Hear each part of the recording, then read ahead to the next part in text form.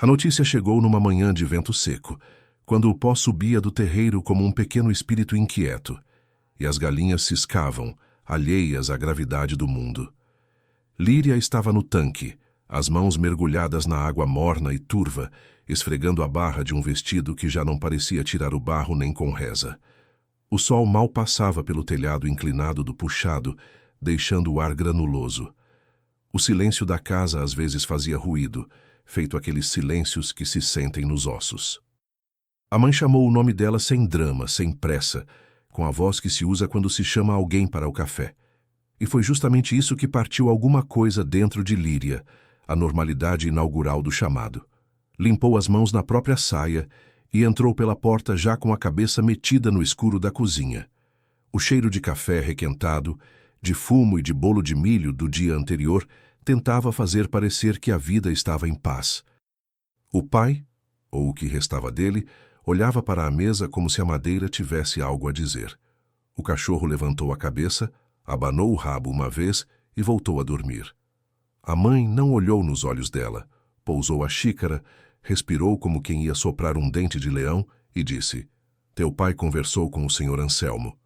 O nome veio como vento frio por dentro, uma sombra ao meio-dia. Líria pensou na porteira alta, nos cavalos de reses largas, no casarão com varandas onde ela jamais pisou. Só viu de longe quando levava leite para vender na cidade. O senhor Anselmo Farias, fazendeiro, viúvo, com fama de silêncios longos e decisões curtas. Ouviu-se falar da mulher dele, morta faz uns anos, num parto que não deu certo.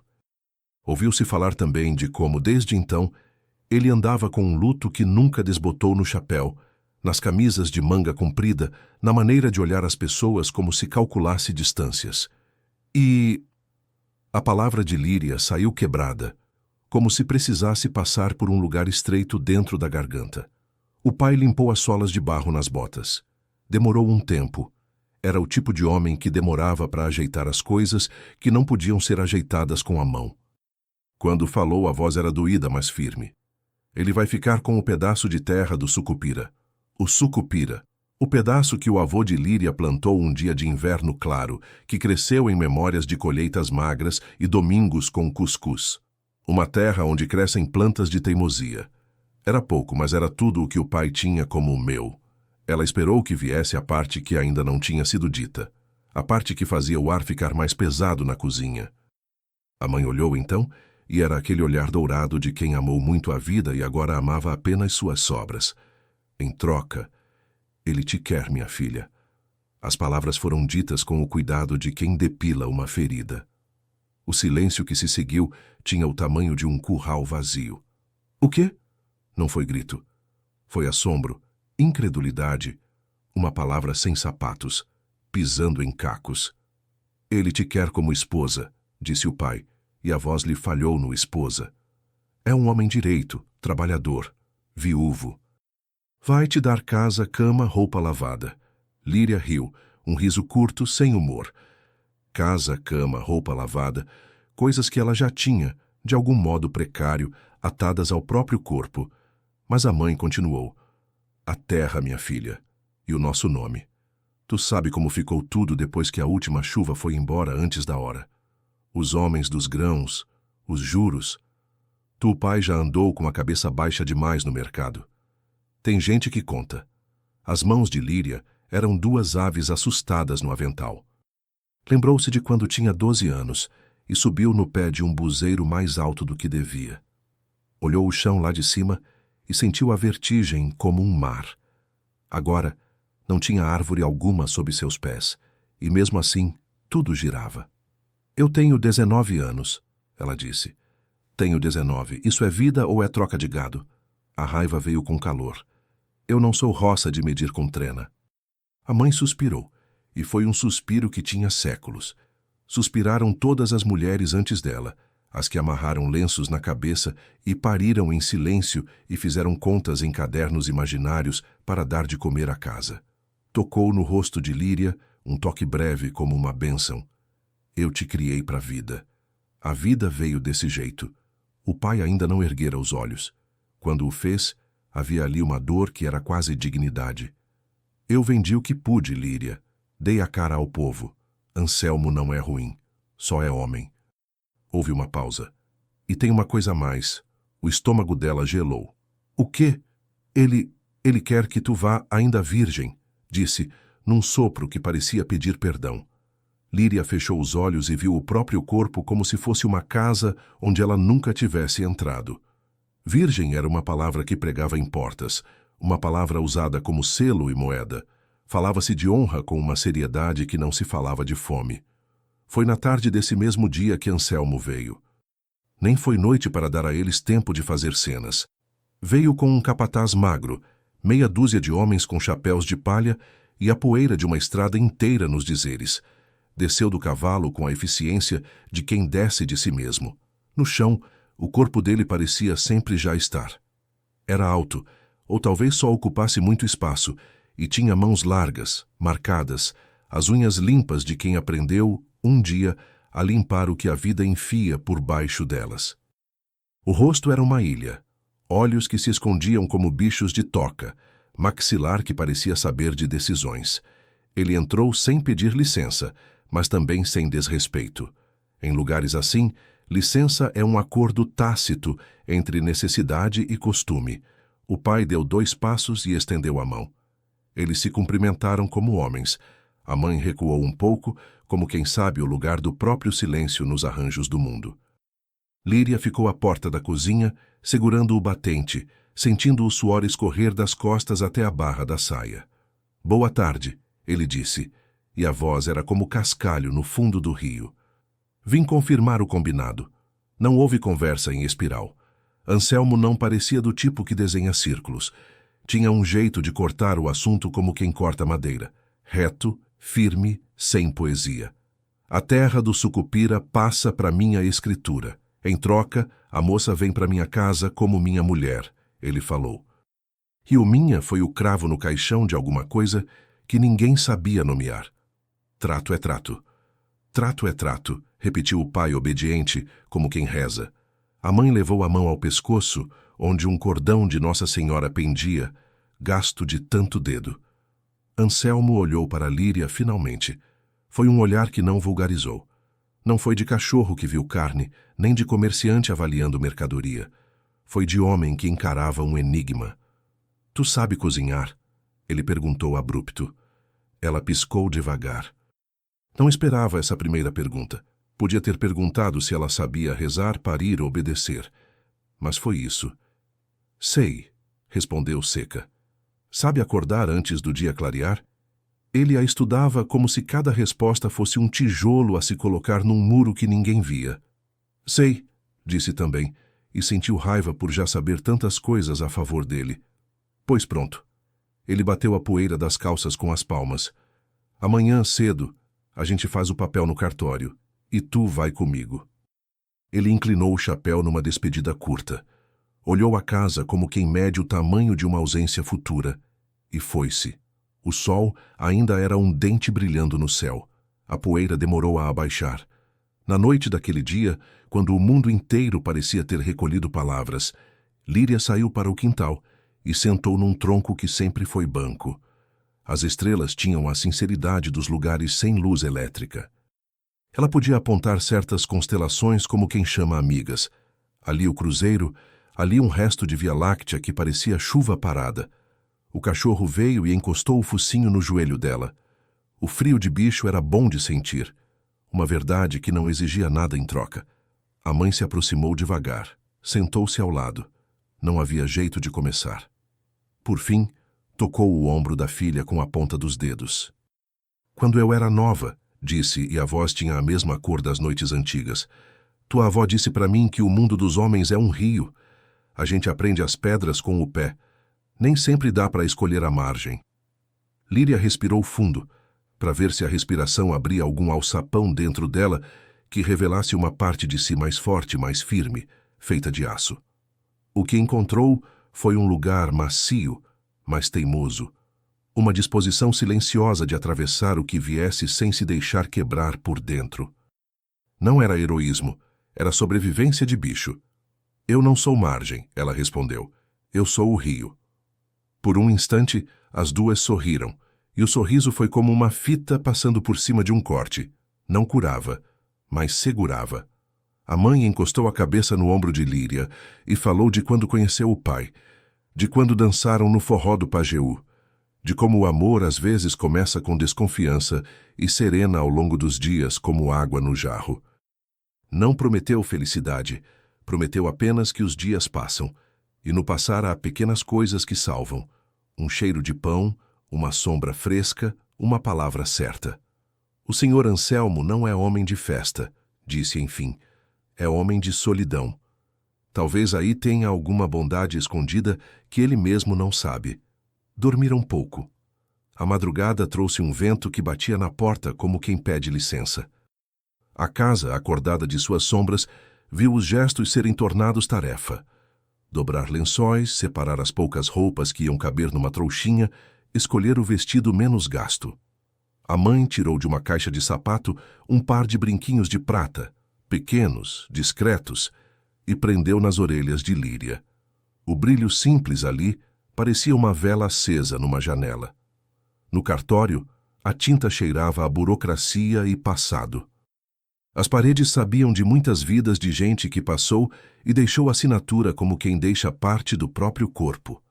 O tabelião, um homem com bigode e uma cara de quem já viu de tudo e nada mais o surpreende, leu as coisas com a entonação de quem reza uma lista de compras. Nomes, idades, procedências, a palavra virgem sepultada entre palavras civis, a propriedade transferida, a confirmação dos termos. Os testemunhos eram 2 homens escolhidos por Anselmo. A mãe segurou um lenço, como se uma tempestade pudesse começar naquela sala. Quando chegaram à fazenda, a manhã já era outra, pesada, madura. O portão escancarado dava a ver a casa grande, de paredes caiadas, janelas verdes, uma varanda que abraçava o corpo de madeira e tijolo. As árvores em torno, algumas frondosas, outras secas como braços levantados ao céu, se recortavam contra a luz. O terreiro amplo, as galinhas, um porco gordo, o curral. A vida rural não se escondia, estava toda ali, com seus ruídos e cheiros e ritmos. A estrutura da fazenda era impecável, no sentido de uma organização feita por quem não tolera o caos perto do que lhe dá dinheiro. Os homens descarregaram os poucos pertences de Líria. Anselmo esperou. Esperar era uma de suas especialidades. A paciência dos que lidam com terra é diferente da paciência dos que lidam com gente.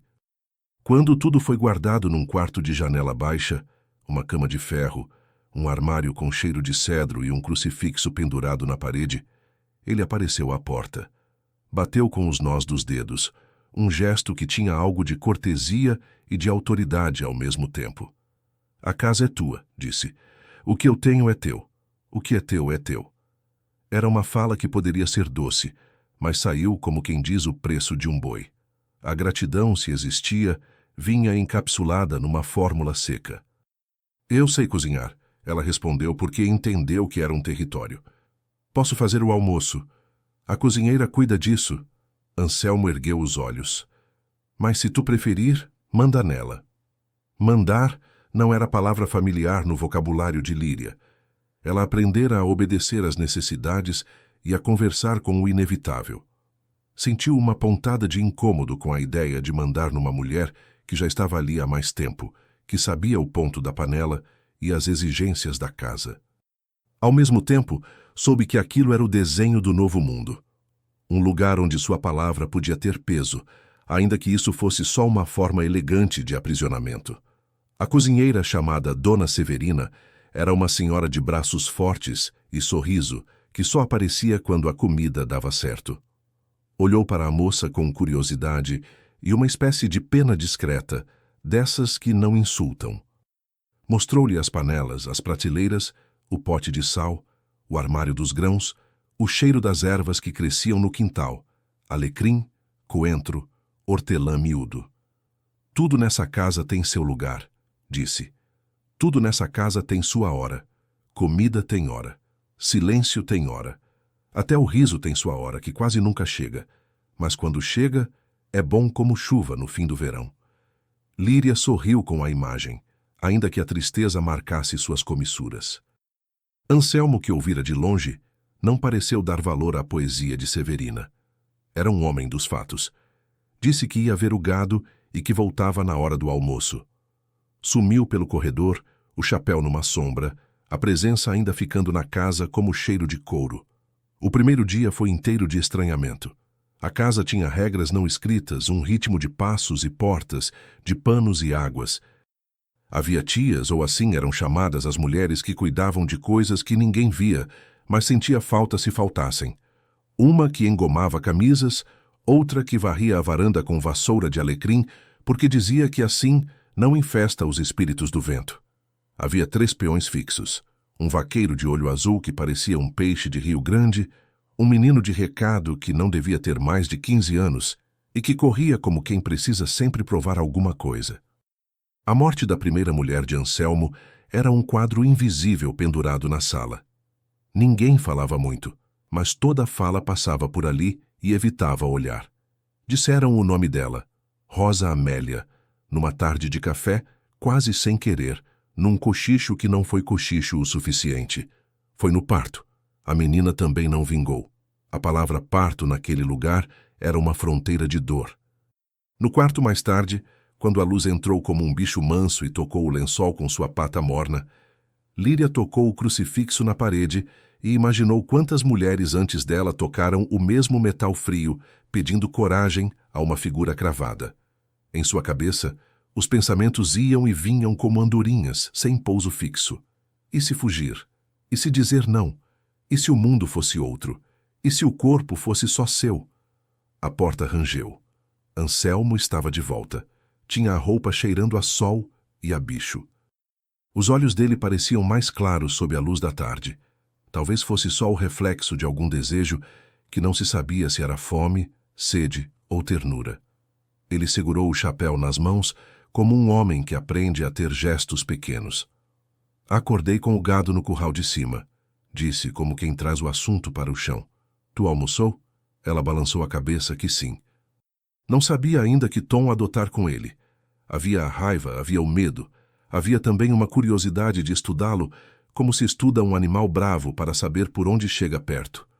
A casa é grande para mim sozinho, ele disse, depois de um silêncio. Já foi muito barulhenta, agora fala baixo. Era um jeito de oferecer algo que parecia uma desculpa sem nome. Líria, que tinha aprendido a reconhecer as pequenas rendições dos homens, enxergou ali uma porta entreaberta. Caminhou por ela devagar. Eu sei falar baixo, respondeu, mas sei cantar alto também. Ele sorriu pela primeira vez, e o sorriso foi um desvio súbito no leito do rio. Não deixou os dentes aparecerem. Foi um sorriso de boca e músculo, contido, quase um sobressalto. Canta quando quiser, disse. Só não canta no curral. As vacas ficam nervosas. Ela riu. E foi um riso, enfim. Naquela noite, Severina botou na mesa uma panela de feijão que tinha cheiro de casa e de infância. Havia também um arroz solto e uma carne na brasa que veio do quintal como quem traz notícia boa. Os homens comeram com as bocas grandes de quem trabalhou o dia inteiro. Anselmo comia em silêncio, mas prestava atenção no que acontecia ao redor. O peão de olho azul contou uma história de uma onça que cruzou o caminho dele uma certa tarde e com quem ele fez um trato de olhar. Eu te vejo, tu me vê, cada um pro seu lado. A palavra trato, outra vez, soou em Líria como uma corda apertando. Tinha um gosto de metal na língua.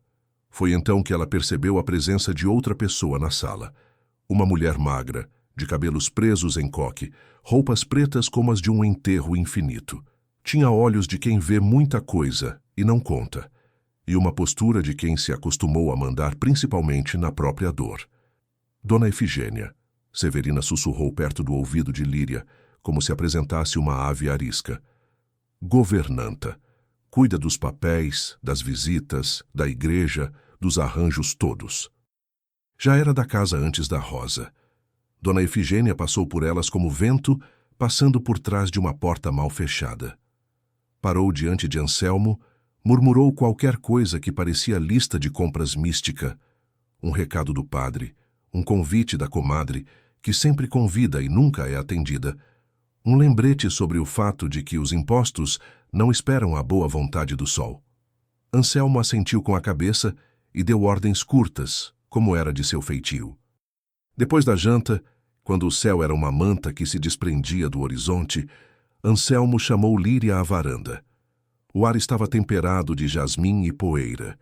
O mundo parecia maior à noite, ou talvez o medo o tornasse maior. Ele ficou de pé, as mãos nas costas, e falou sem olhar direto para ela. Tu sabe que tua chegada aqui foi negócio. A palavra deu um nó no peito dela. Mas ele continuou. E não foi um negócio bonito. Suspirou. Eu sou homem de contar gado, de medir cerca, de olhar se a chuva vai cair. Não sou homem de casar por negócio. Mas já fiz pior que isso. E quem sou eu para hierarquizar os pecados? Ele virou o rosto finalmente, e havia ali um cansaço de anos. Teu pai estava de joelhos. Eu podia ter tomado a terra de outro jeito, escolhi esse. Talvez tenha sido o pior jeito. Só que agora... Ele hesitou procurando a palavra certa, e isso humanizou a tragédia. Agora tu tá aqui. Líria ouviu cada sílaba como quem ouve uma sentença, e procura nela um recurso responsável por adiar a pena. Eu não escolhi, disse. Eu sei. Ele assentiu. E é por isso que eu te digo que dentro dessa casa, tanto quanto der, tu escolhe. Escolhe a colcha da tua cama, o lugar da tua cadeira, a hora que tu canta. Escolhe o nome dos teus filhos, se Deus quiser que eles venham. Ele fez uma pausa no filhos, e foi como se pisasse num buraco no caminho. E escolhe também como tu quer que eu chegue perto. Eu não vou te tomar à força, não mais do que a vida já te tomou. Era uma espécie de promessa, a única que podia nascer fértil naquele chão. Não desfazia a violência do arranjo, apenas a contornava com uma beirada de dignidade. Eu não sei se um dia vou querer, ela falou honesta, como se confessa uma falta no terço. Talvez nunca. E se nunca for, a gente dá um jeito de ser mulher e homem de outro modo, ele respondeu com uma firmeza que surpreendeu até a ele mesmo. Mas se um dia for, que seja por decisão tua. O silêncio que se seguiu foi pesado e bom. Amanhã, tu caminha à fazenda. Conhece as pessoas, conhece os bichos. Eles são mais fáceis que as pessoas. Sempre dizem a verdade do jeito que vivem. O sol foi embora por trás das árvores numa inflexão lenta. A noite tinha assovios que lembravam infância, ainda que a infância estivesse atrás de vidros quebrados dentro dela. Nos dias seguintes, Líria conheceu a fazenda como um corpo. Ela tinha o mapa da casa na cabeça, mas agora ia desenhando com os pés marcos do cotidiano. A porteira que rangia como um velho quando precisava de óleo, o lugar onde as vacas sempre iam beber água primeiro, a sombra de um juazeiro que parecia uma igreja de bicho, o cheiro do curral no entardecer, que era mistura de couro, leite e poeira, e algo antigo que não tinha nome. Aprendeu os nomes dos peões.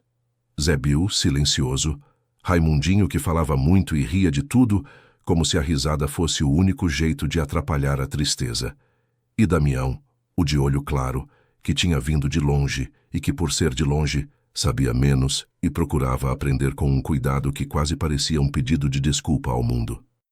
Severina ensinou a medir o fogo do fogão a lenha com a palma da mão, a respeitar o tempo do feijão, a lavar a carne com vinagre para tirar o desabor, como ela dizia, e a fazer bolo de caco que desmancha na boca com o café da tarde. Dona Efigênia ensinou a escolher as palavras certas para as visitas certas, a dobrar lenços para que parecessem flores, a limpar prata nos dias de festa. Ninguém ensinou como atravessar a sua solidão. Isso era com ela.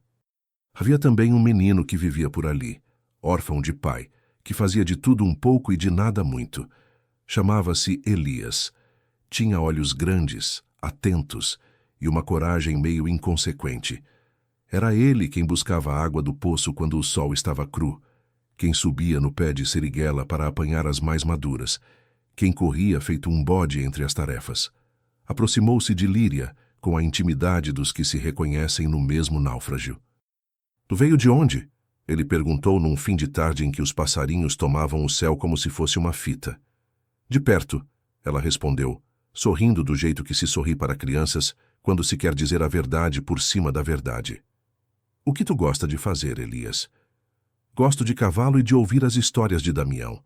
Ele diz que o rio São Francisco tem um pedaço que canta, disse com gravidade, como quem relata um milagre. Todo rio canta, respondeu Líria. O problema é que tem gente que não escuta. Ele a olhou com a curiosidade espaçosa das crianças e a seguiu por toda parte, como um cachorro que escolhe dono. Anselmo, quando via a cena, parecia dizer com os olhos deixa, como quem sabe que certas companhias são bênção, que não se pede nem se recusa. Numa manhã de domingo, tocou o sino da capelinha que havia na parte baixa da fazenda. Era pequena, branca, com uma porta azul e um sino que veio não se sabe de onde. O padre vinha uma vez por mês, celebrava uma missa curta e deixava um rastro de latim e despedidas com cheiro de vinho barato. A voz das mulheres se misturava aos homens como quem costura. Líria vestiu um vestido simples, mas limpo, e prendeu o cabelo num coque apressado. Na capela, as mãos cruzadas, os olhos baixos, ela pediu pouco. Não pediu amor nem felicidade. Pediu forças para não virar pedra por dentro, como ouvira uma mulher uma vez dizer. Anselmo ficou ao lado sem encostar, sem excesso de distância. Rezou também ou fingiu que rezava. Às vezes, os homens rezam por não saber o que fazer com suas culpas. Depois da missa, houve café e bolo de milho num galpão aberto. As mulheres olharam para Líria como se ela fosse uma notícia que não tinham visto nos jornais.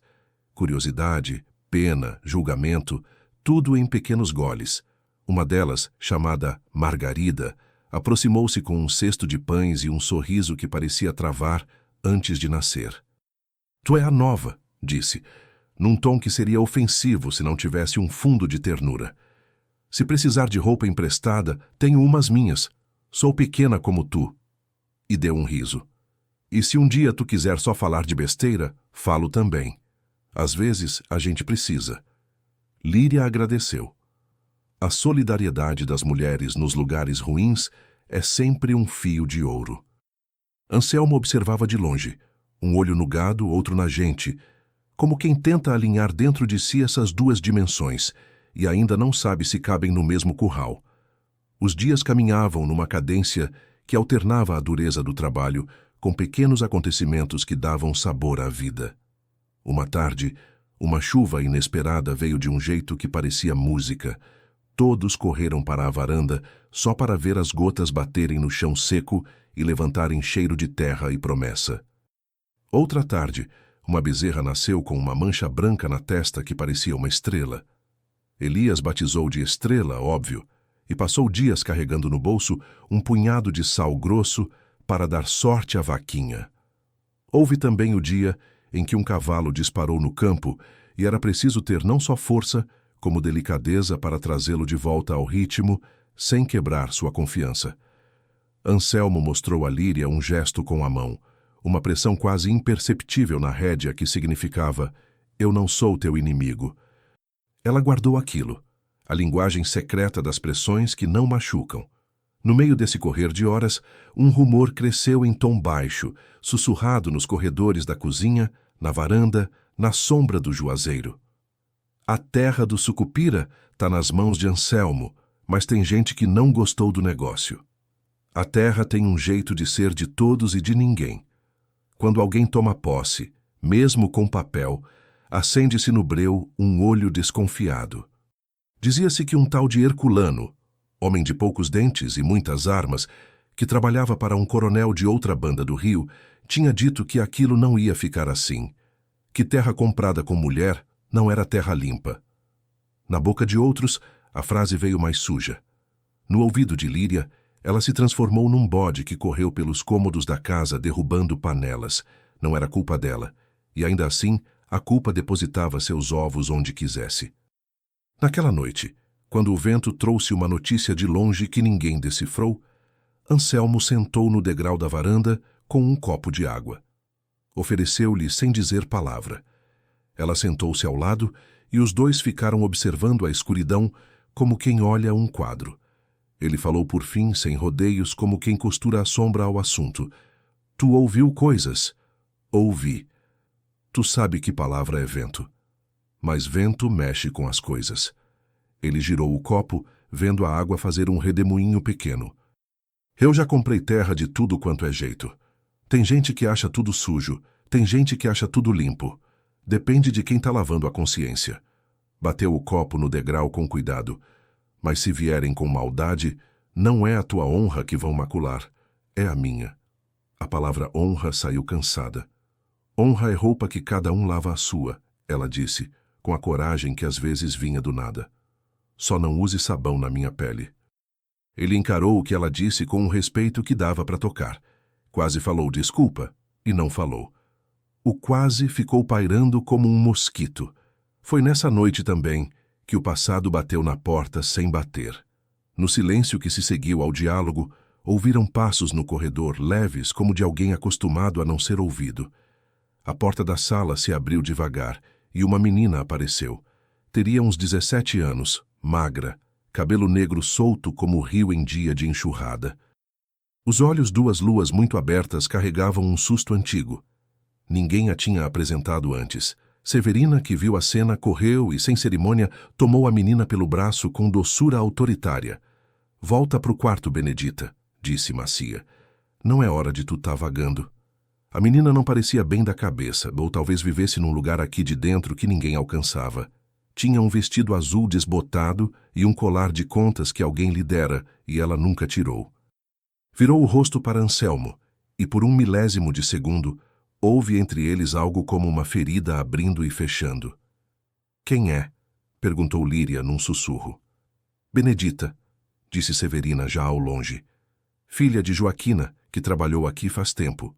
A menina viu a Rosa morrer. Desde então vaga. A palavra vaga descrevia pessoas e almas. Benedita era uma tristeza ambulante. Sua presença acrescentava uma camada de mistério à casa. Coisas assim ou apavoram ou protegem. Às vezes fazem as duas coisas. Os dias que já haviam achado seu ritmo, de repente tropeçaram num incidente. Não havia como chamar de outra coisa. Aconteceu numa tarde que começara comum. O céu um tecido claro, o cheiro de roupa no varal, os passos rápidos de Elias indo e vindo com recados inventados. Severina mandou perguntar se o sal acabou. Anselmo mandou dizer para botar o café para mais tarde que ele vai chegar atrasado. Damião disse que viu nuvem lá para as bandas de Arcoverde e que talvez chova. Cada qual se abastecia de pequenas previsões, como se isso conferisse controle à vida. No curral de cima, um bezerro enredou a perna numa corda solta e começou a berrar com o desespero pequeno dos bichos. O peão mais perto era Zé Bill, que, como o nome dizia, tinha muitos silêncios e poucos reflexos. Foi devagar, subestimando a urgência do bicho, e o bezerro, num soluço de pavor, se debateu e caiu com a cabeça numa posição que não era boa. O berro atraiu gente. Quando enfim se percebeu que o bicho ia sufocar com a própria língua, a pressa virou descontrole. Anselmo chegou, arrancou a faca da bainha, cortou a corda, fez um gesto que parecia um comando de ressurreição. O bezerro voltou a respirar. Todos suspiraram juntos, um som de igreja quando o padre anuncia o milagre. Mas o momento tinha já a semente do conflito plantada. Zé Bill, sentindo-se humilhado, ficou com o rosto turvo. O olhar, antes vago de cansaço, ganhou uma ponta. Não disse nada, mas o nada às vezes é uma palavra que só não foi traduzida. À noite, ele sumiu. Só disseram no outro dia. Levou uma cela boa e um punhado de dinheiro que fica numa lata escondida atrás do pote de farinha. Foi o primeiro rompimento de confiança de muitos que viriam como pequenas ondas que cavam. Anselmo não fez alarido. Quem vai, foi. Quem fica, fica, disse. Mas a fazenda, que é um organismo vivo, sentiu a falta de um braço no corpo. Esse foi também o dia em que uma carta chegou. Cartas naquelas bandas eram aves raras. Vinham pela mão de um homem de bicicleta, que passava de tempo em tempo como cometa. A letra no envelope era familiar à mãe de Líria. Era do irmão dela, o tio Jonas, que tinha ido tentar a vida no Recife como estivador, depois vendedor de peixe, depois sabe-se lá o quê. A carta trazia o perfume de mar disfarçado na tinta. Dizia que tinha ouvido falar do arranjo, que o povo fala, e as palavras são mais rápidas que os ventos. Dizia que se fosse por ele vinha e levava a menina embora, mas que a pobreza é um sarilho em que a faca corta a corda e a gente cai. Pedia perdão por não ser herói. Mandava uma nota de 50 embrulhada que bastava para comprar remédio e um pedaço de esperança. Dizia também que a cidade come gente de colher, mas que sobreviver também é um ofício que a gente aprende. Ler a carta fez Líria sentir uma saudade do mar que ela nunca viu. O mar existia nela como um boato de água. À noite, na cama, ouviu o vento se infiltrar pelas frestas e quis acreditar que era brisa de mar vindo lhe encontrar, trazendo consigo barulhos que não pertenciam àquele sertão. Gaivotas, mastros rangendo, vozes de peixeiros ofertando sardinha e cavala e olhos de rei. O coração da gente viaja antes das pernas. Ela dormiu com uma imagem líquida adormecida na cabeça. No dia seguinte, Anselmo chamou-a cedo. O sol ainda não era pleno, mas já prometia a contundência de sempre. Ele estava perto do curral com Damião, preparando uma tralha de couro que devia ter 100 e tantos nós. O cheiro de bicho e de couro novo fazia da manhã uma cena de cinema feito de poeira. "Quero te mostrar o sucupira", disse enfim. "Acho que tu mereces saber onde tua história ficou escrita." Ela assentiu. Montou num cavalo manso, o mesmo que Severina dizia que gosta de mulher na sela. Porque há cavalos assim. Acreditam no peso das mulheres de um jeito diferente. Anselmo montou no seu alazão e foram. Damião acompanhando por perto, Elias pedindo para ir junto e sendo proibido pela autoridade geral da cozinha. "Guri, tu volta e lava as mãos." A trilha até o Sucupira era uma linha desenhada num mapa de tempos diferentes. Passaram por restingas secas, por um riacho que dormia e fingia ser pedra, por árvores que guardavam histórias de mães de água. Quando chegaram, o chão era o chão de sempre, mas havia nele uma espécie de aura que só os lugares contados têm. Líria desceu do cavalo e tocou a terra com a mão.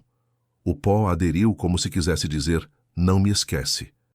Ela visualizou seu avô ali, com as mãos abertas como conchas para colher uma chuva, sua avó rindo de qualquer coisa, como quem ri para empurrar a miséria 1 centímetro para trás, seu pai jovem caminhando entre as covas de feijão, sua mãe com um vestido leve balançando como bandeira de festa. O passado é um filme que passa atrás das pálpebras quando a gente toca o chão errado. "Eu venho aqui às vezes", disse Anselmo, num tom que tentava ser leve e não conseguia. "Tu pode vir quando quiser. A terra é minha pelo papel, mas alguém me disse uma vez que papel não conhece a história do lugar. Se tu quiser plantar alguma coisa aqui, planta, nem que seja palavra." Ele não percebeu que fazia poesia. "Palavra da sombra?" ela perguntou quase rindo. "Às vezes", respondeu sem sorrir, "se for a palavra certa no lugar certo." Ficaram ali algum tempo, sem pressa, ouvindo as coisas pequenas dizerem suas coisas. Um inseto andando na folha, o chiado de uma cobra longe, promessa não ameaça, a poeira se levantando com o passo dos cavalos. Quando voltaram, a tarde já começava a dobrar as próprias roupas. Foi nesse regresso que o mundo finalmente mostrou a que veio. Na curva antes da porteira, 3 homens montados apareceram de repente, como saídos de uma história mal contada. Um deles, o do meio, tinha um bigode torcido e um olho que não olhava direito. O braço se levantou num gesto de "para aí". Anselmo freou com a perícia dos que dialogam com o perigo e não se mostram submissos. Damião parou atrás, rígido como arame. Líria sentiu o corpo inteiro enrijecer, mas fez cara de quem respira. "Boa tarde", disse o do meio, num tom cortês que valia o contrário. "Vim só dar um recado. Assuntinho de terra, tu sabe, Sucupira." O sorriso dele tinha dentes de ferro. "Dizem que compraram com..." O olhar escorregou para Líria. "Moeda diferente." Anselmo não se mexeu. O cavalo dele bufou facilmente, como se entendesse tudo. "Fala o recado", disse. "O patrão manda dizer que não acha certo, que tu, Anselmo, já tem terra demais e coração de menos." O homem fez um gesto como quem joga uma mosca de cima do ombro.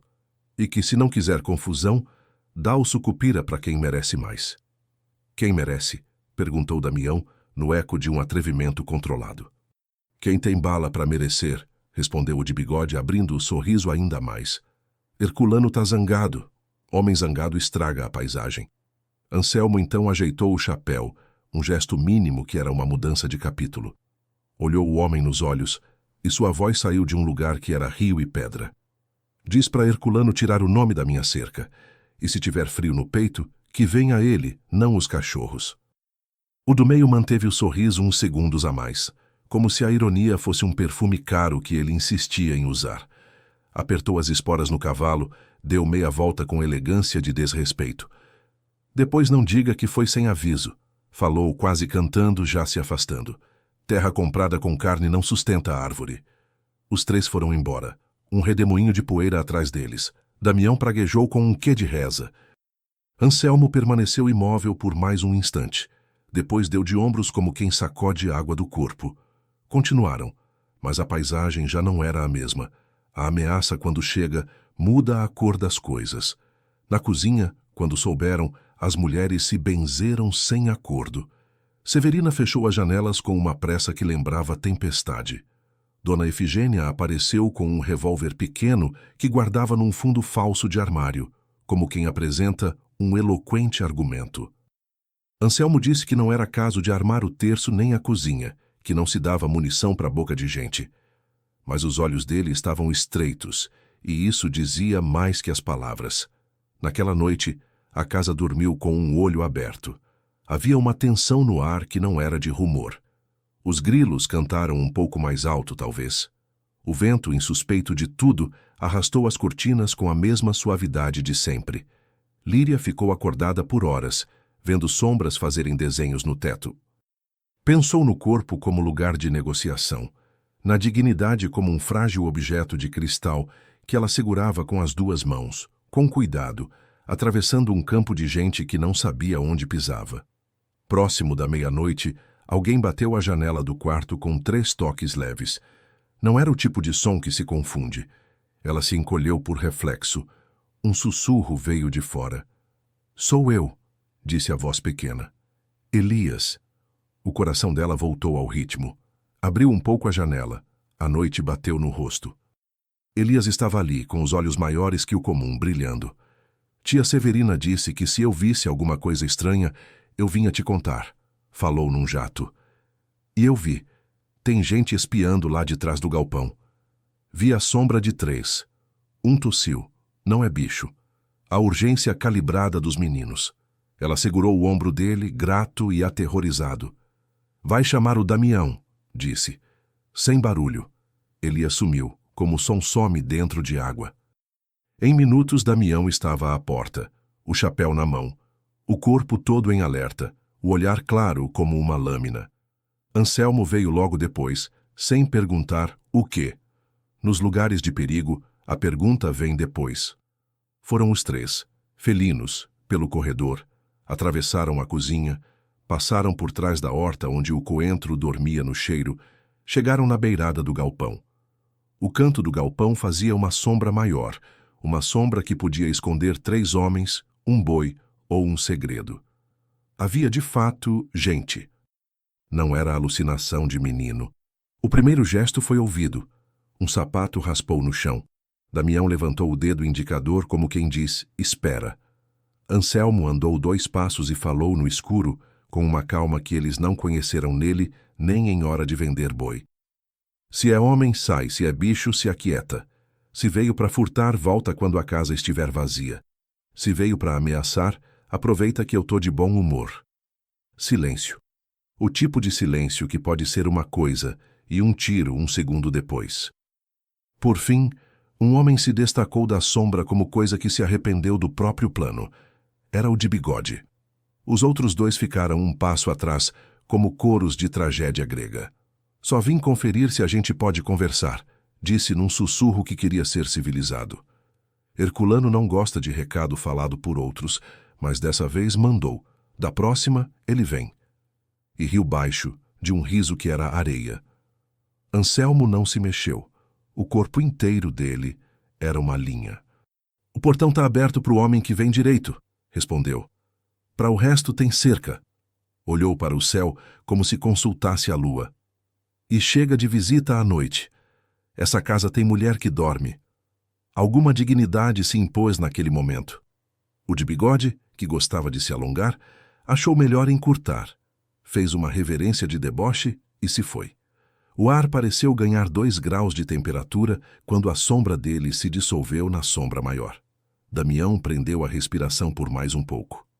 Elias, que assistia tudo com os olhos de quem vai ter o que contar nos próximos 50 anos, abriu um sorriso, porque as crianças não têm noção do futuro.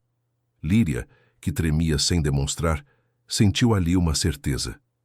A vida nova ia cobrar tributos que ninguém tinha calculado. No dia seguinte, o sol nasceu como sempre. Os pássaros cantaram. A fazenda acordou no horário certo. Mas havia uma camada a mais de realidade em cima de tudo, como uma colcha pesada. Anselmo reuniu os homens no terreiro. Falou pouco e claro. Disse que não queria boato, não queria valentia de bar, não queria arma apontada para a sombra. Disse que quem quisesse ir embora sairia agora, sem bronca, sem dívida, sem mágoa. Ninguém se moveu. Até o medo gosta de ficar onde há comida e rotina. Depois do discurso seco, Anselmo olhou para Líria e, num gesto inesperado, chamou-a na frente de todos. Um murmúrio atravessou as bocas. Ele ergueu o queixo um pouco brusco. Essa mulher agora é de minha casa, disse, e o D soou errado até para ele. Corrigiu-se num lampejo de respeito. E de si mesma. Quem tocar o nome dela, toca no meu. O fraseado rústico foi suficiente. Os homens entenderam mais do que foi dito. Os olhares se ajustaram. A autoridade nesses lugares é um poste no qual os bichos param de urinar quando percebem a força da cerca. Mais tarde, no silêncio que sucede o tumulto, Líria varreu a sala como quem varre um pensamento. A vassoura fazia um chiado que lembrava mar em concha. Dona Efigênia, que entrava sem bater, sem anunciar, serpeou pela porta e ficou olhando um pouco. É difícil dizer que carinho havia naquela mulher dura, mas havia algo sim, uma intenção de proteger o que é de dentro, nem que fosse a bala. Não crie muitos musicais no coração, ela disse do nada, apertando um prendedor de cabelo. A casa não dança. E os pés? Os pés, às vezes, de leve. A tarde foi se instalando como um gato tigrado na janela, e ninguém ousou espantar. De repente, a vida tomou um pequeno desvio. Uma galinha pôs um ovo no lugar errado. Elias veio anunciar o fato com uma gravidade que não combinava com ovos. Severina contou uma piada que faria rir até um santo de pau oco. Damião tocou uma toada à boca fechada que lembrava uma saudade que até então ninguém tinha nomeado. Coisas minúsculas mantinham o mundo longe da beira. Na quinta-feira, apareceu alguém do passado de Anselmo. Não era pessoa, era uma carta. Desta vez, não cheirava a mar, cheirava a lembrança. Era do irmão de Rosa Amélia, a mulher morta, que vivia agora numa cidade média. Trabalhava com ferro e fogo, ferreiro de profissão e de temperamento. Dizia que ia passar pela região, resolver assuntos. O recado era sutilmente ameaçador, não pelo conteúdo, mas porque qualquer coisa que lembrasse Rosa fazia o chão de Anselmo tremer um pouco. O luto dele, que parecia sóbrio como um terno bem passado, às vezes amarfanhava. Quando Anselmo leu, o rosto perdeu 2 tons e rapidamente recuperou. Guardou a carta no bolso interno da camisa, como quem guarda dentro do peito uma brasa envolvida em pano. Ninguém perguntou nada. No entanto, naquela noite ele demorou mais que o normal olhando a fotografia em sépia que havia no corredor. Fotografia antiga, com a família de um tempo, os rostos quietos, um vestido claro, um chapéu nas mãos. Foi a primeira vez que Líria percebeu com nitidez a presença fantasma de Rosa em todos os lugares. A cadeira de balanço que rangia mesmo quando ninguém sentava, um perfume leve de lavanda em algum lençol muito lavado, a bom tom de mesa que ninguém quebrava como se fosse regra ferida. Não havia retrato dela no quarto de Anselmo, ao menos não à vista, mas a sala inteira era um altar secular. No final dessa mesma semana, uma febre tomou Elias. Acontece sempre assim. Quando o mundo está carregado de grandes dramas, os pequenos organismos lembram sua autoridade. Chegou aos poucos, com olhos vidrados, um suor frio na nuca, uma teimosia de dizer que estava só cansado. À noite, tremia. Dona Severina pediu umas folhas de erva cidreira, fez chá, rezou 3 ave-marias como manda o protocolo de todo cuidado antigo. Nenhuma das 3 coisas baixou a febre. Foi preciso chamar Benjamim, o curador que morava além do riacho fingido. Benjamim era homem cético de mãos boas, que dizia que a ciência de Deus está no que a gente conhece. Banho morno, pano frio, descanso, remédio de farmácia quando tem, e paciência. Anselmo mandou buscar na cidade um frasco de antitérmico, um antibiótico, uma recomendação de Jaldeir de Botica que aprendia por correspondência. Elias delirava, falava de onças e rios, de cavalos que falavam, de nuvens em forma de peixe. Em um momento, estendeu a mão e disse mãe. A palavra no quarto abafado partiu o coração de quem ouviu. Severina chorou em silêncio, de um choro que cola na garganta. Líria sentou-se ao lado e passou a noite vigiando o menino, trocando panos frios, cantando baixinho uma cantiga que a avó cantava, revezando com o silêncio. Anselmo veio 2 vezes no meio da noite, uma vez com a gravidade dos chefes, outra com a humanidade dos tios. Pôs a mão na testa do menino como quem mede uma medida que já sabe. Não rezou, mas olhando o menino, teve uma espécie de entendimento com alguém que não estava ali. Talvez fosse Deus. Talvez fosse Rosa. Talvez fosse apenas o passado inteiro que o trouxe até aquele quarto com aquela gente. Na manhã seguinte, a febre cedeu um pouco. O alívio veio como um balde d'água depois de um incêndio pequeno.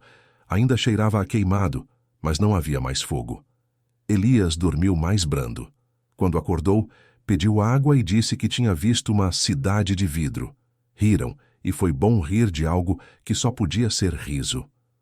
No respiro que o susto deixou, os olhos de Líria mudaram uma sombra. Havia algo acontecido ali dentro dela, que era da ordem de uma decisão não anunciada. Não ia se deixar embrutecer, nem pela transação que a trouxe, nem pelo medo, nem pela lembrança de outra mulher morta, nem pela ameaça dos homens que rondavam. Havia nela uma obstinação mansa de água subterrânea. Trabalharia, aprenderia, ensinaria, faria uma vida mínima boa. Se um dia os sentimentos viessem, seja quais fossem, seriam dela, não de um contrato. Tarde de sábado, o céu parecia uma flor desbotada. Anselmo apareceu no alpendre com uma viola que ninguém sabia que ele sabia tocar. Sentou, ajeitou as mãos na madeira como quem segura uma criança e tirou uma melodia antiga. Não era música de vaqueiro. Era uma coisa suave que parecia ter dentro do som a lembrança de um riacho. Severina, ao ouvir, deixou cair a colher na pia, como quem vê um milagre que não esperava. Damião, deitado na rede, deteve o balançar. Dona Efigênia, invisível nos trabalhos, congelou por um segundo e depois fingiu que nada havia. Até o cachorro levantou a cabeça. Líria veio devagar, sem arrombar o momento. Sentou à beira, um pouco atrás, como se a música fosse um bicho arisco. Anselmo tocou sem olhar para ninguém, concentrado e longe. Quando terminou, o silêncio que se seguiu foi mais intenso que a música. Ele pigarreou, guardou a viola com um pudor quase ridículo. Toco às vezes, disse, explicando o inexplicável. Toca bem, disse ela, e a frase foi simples como pão e ainda assim carregada como baião.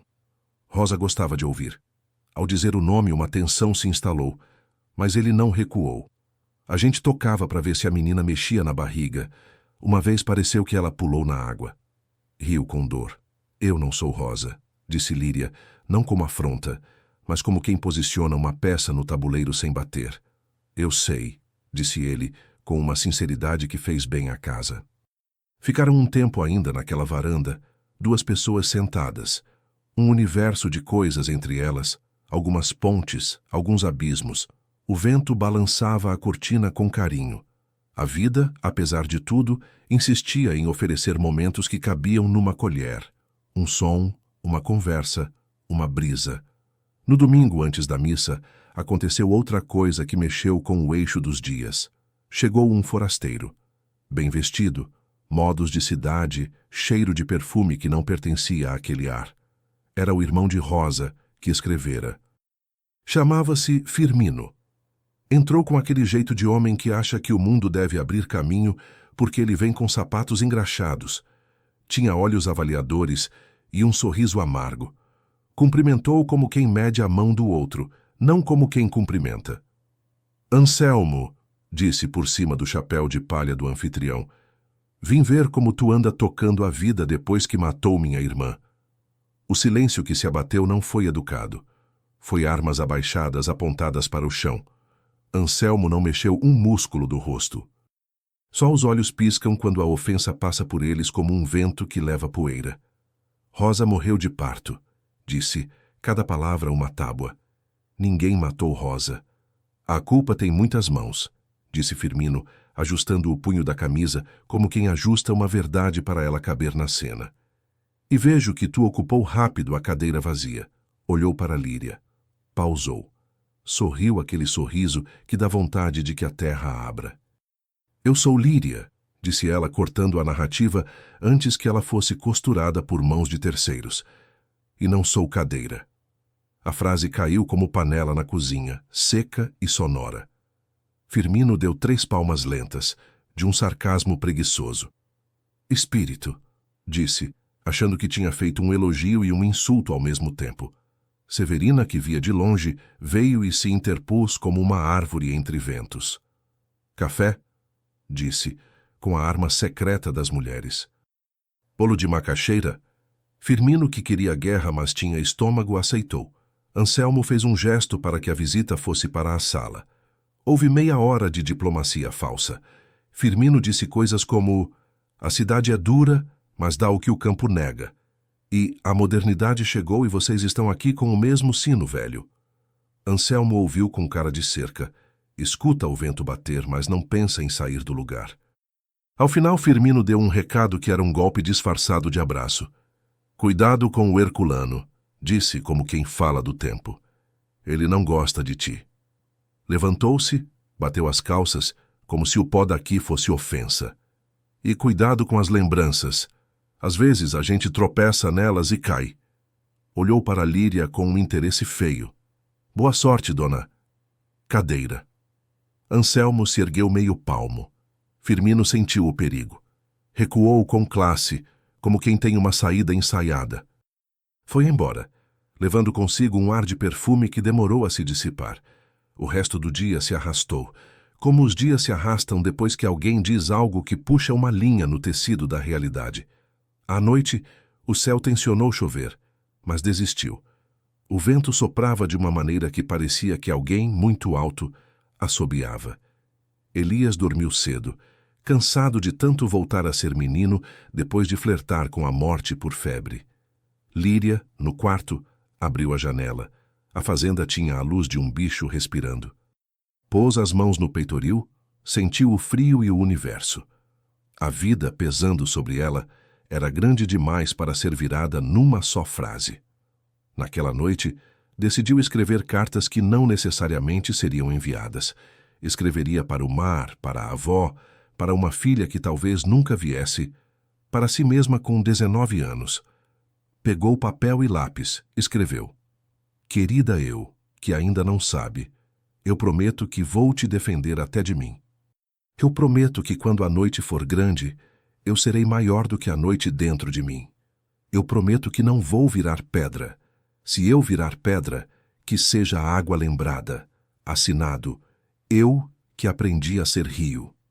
Dobrou o papel. Guardou embaixo da almofada como quem guarda amuleto. Deitou-se. Ouviu ao longe o som da viola. Anselmo tocava baixo, como quem conversa com fantasma. E dormiu. Na aurora seguinte, as galinhas fizeram barulho de galinhas, como sempre. O mundo parecia disposto a continuar.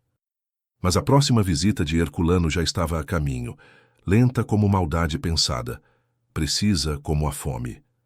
E ainda havia Benedita, à noite, caminhando pelos corredores com a lua no cabelo, murmurando palavras que não eram de agora. E havia Severina juntando as coisas da cozinha como quem guarda segredos em potes. E havia Dona Efigênia afiando uma faca que talvez nunca fosse usada.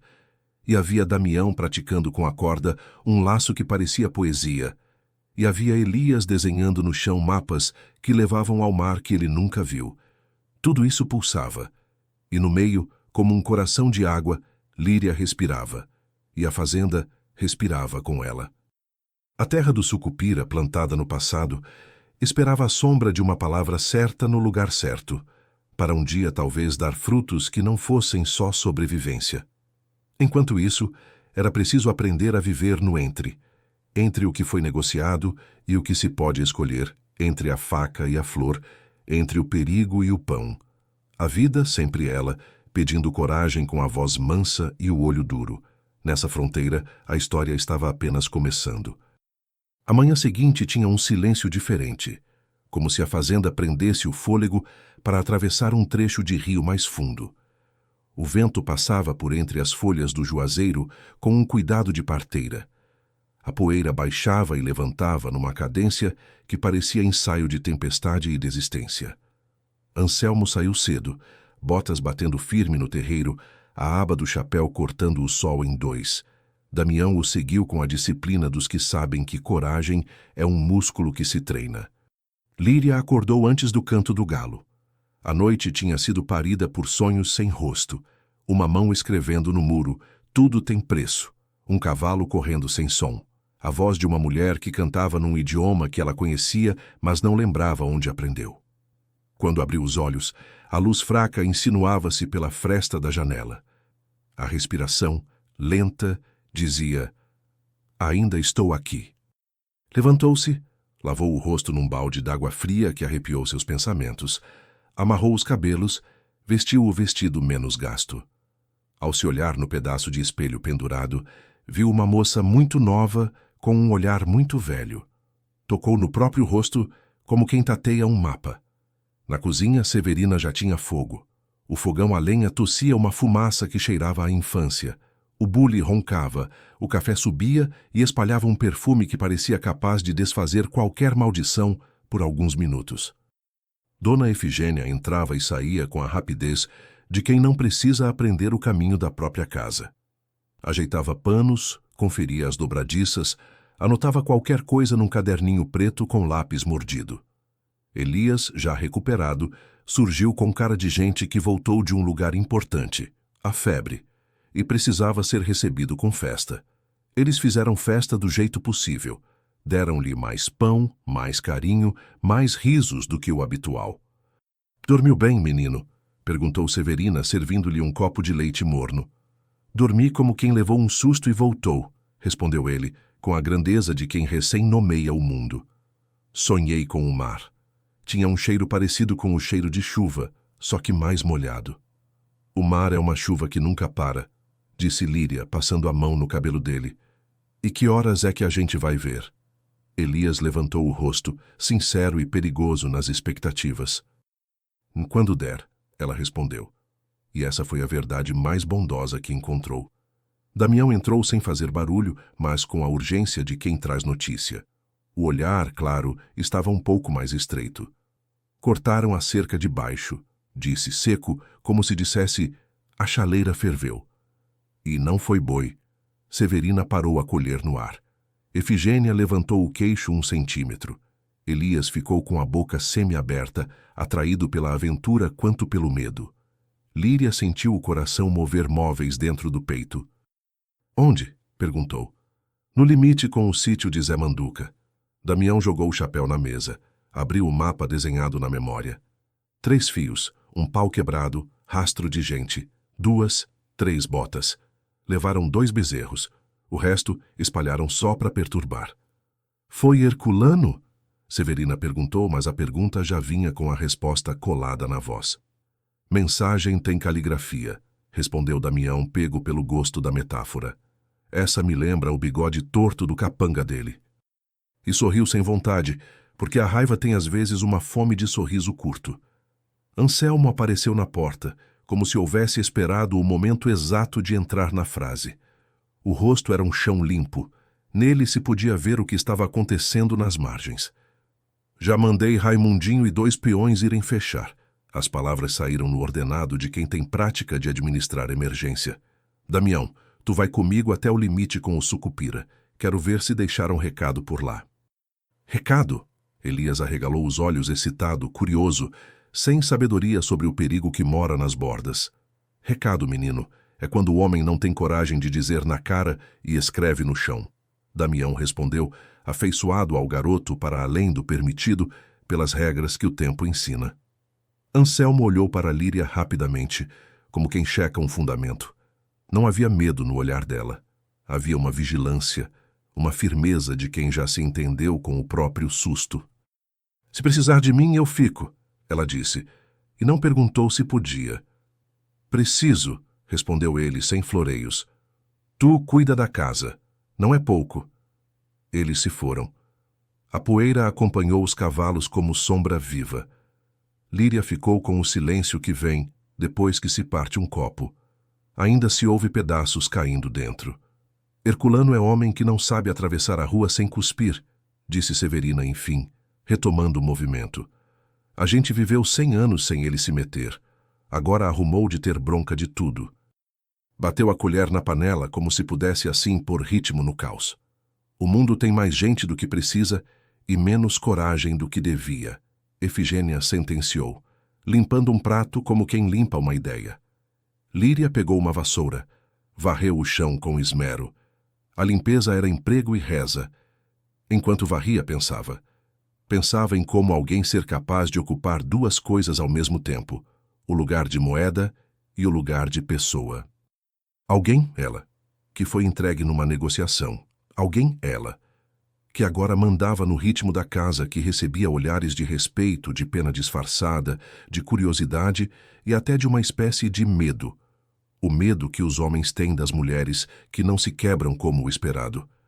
Entre uma varrida e outra, Benedita apareceu.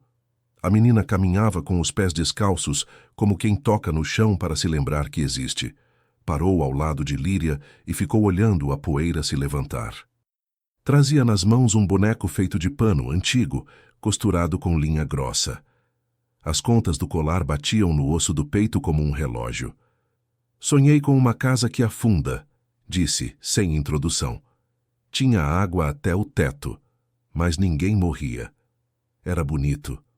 Sorriu, e no sorriso havia uma inocência que doía. As casas às vezes afundam só por dentro, respondeu Líria sem querer assombrar, mas sem mentir. Quer um pedaço de bolo, Bene? Quero. Pegou o prato que ela ofereceu, mordeu de lado, feliz. Tu canta? Canto, disse. Mas hoje o canto não está pronto. Canta mesmo assim. Benedita deu de ombros. O canto às vezes vem correndo atrás da gente quando a gente canta errado.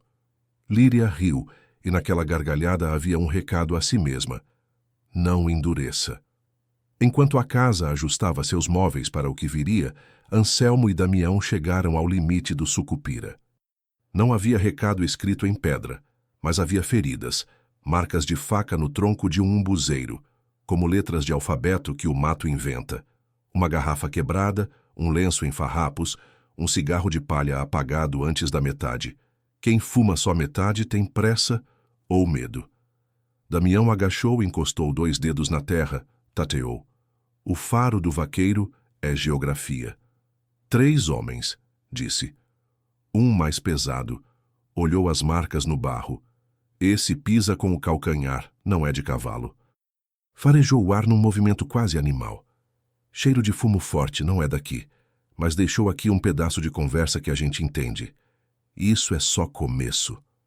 Começo de quê? Anselmo perguntou ao vento que passava sem esperar resposta. Estava menos nervoso e mais irritado. Roubam bezerro, cortam cerca, fazem graça de noite. Ele parou de falar, porque era homem de pouca queixa. Homem inseguro precisa de plateia. Damião arriscou. Querem ver a gente se ocupar com o medo para esquecer o trabalho. Não vão. Anselmo afinou a voz com uma raiva limpa. A fazenda anda. E bateu a mão aberta no tronco como quem sela pacto. Voltaram a casa com a notícia contida nos ossos. No caminho, cruzaram com um velho que vinha de longe montado num burro teimoso e terno. O velho tinha pele queimada de sol, barba rala e um olhar que parece sempre lembrar um passo anterior, como se ele soubesse o que está por detrás de cada parede. Chamava-se Chico Duarte, mas todo mundo chamava Mestre Chico. Era vaqueiro de uma época em que vaqueiro era mais do que ofício, era mitologia. Já havia trabalhado para o pai de Anselmo, já havia resumido brigas com uma palavra boa, já havia enterrado amigo e festa e chuva. Anselmo, cumprimentou, tirando o chapéu. Teu pai dava meia reza para santo, e o santo fazia o resto. Tu reza? E riu malicioso como quem testa de leve. Rezo pagando em dia os peões, mestre, Anselmo respondeu sem humor. Bom começo. O velho ajeitou-se no burro. Ouvi falar que a noite andou conversada por essas bandas. Herculano tá com sede de provar uma masculinidade que Deus esqueceu de dar. Se veio oferecer ajuda, chegue, disse Anselmo. Se veio oferecer conselho, pensei que o senhor tinha aprendido a viver sem que a gente precise dele. Mestre Chico sorriu de boca, não de espírito. Olhou Damião com um reconhecimento discreto. Reconhecia nele a linhagem dos que aprendem rápido e sofrem muito. Eu vim dizer que vou ficar uns dias por perto. Botei a rede num galpão velho que encontrei sem dono. Cuspira de lado, a cusparada de homem que já muito viu. Fico por perto de boi brabo e de menino com febre. Fico por perto de mulher que canta baixo. Olhou em direção à casa, como se seus olhos soubessem ver através das paredes. Fique, disse Anselmo, quebrado no orgulho por um segundo, o suficiente para um gesto de humanidade entrar. A gente dá de comer e um canto de sombra. Comida eu aceito. Sombra eu trago. Quando chegaram, a presença de mestre Chico na varanda foi recebida como se chega uma chuva amistosa, sem estardalhaço, mas com intimidade. Severina trouxe café. Efigênia trouxe uma toalha limpa para o velho assoar a poeira. Elias trouxe perguntas. Benedita apareceu, tocou o ombro do velho com curiosidade e riu, como quem reconhece um avô fabular. O senhor conta a história? Perguntou ela, enfiando a cara na luz. Conto se tiver quem escuta sem interromper, respondeu ele, e Elias apertou os lábios com força para prometer silêncio. A história não veio naquela hora. O que veio foi uma novidade mais urgente. Um homem da cidade, de chapéu ligeiro e pasta de couro, apareceu no portão. Não era dos ambientes. Tinha tudo de forasteiro nos gestos.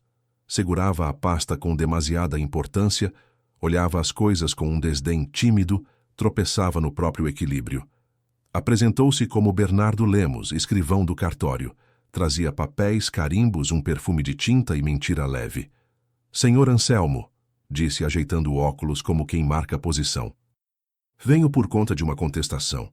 Contestação de quê? Anselmo perguntou, já sabendo, mas querendo a forma. Da transação da terra do Sucupira, disse Bernardo, com uma satisfação minúscula de quem entrega recado que não veio da própria coragem. Foi dado entrada numa impugnação, por um parente distante da falecida Rosa Amélia.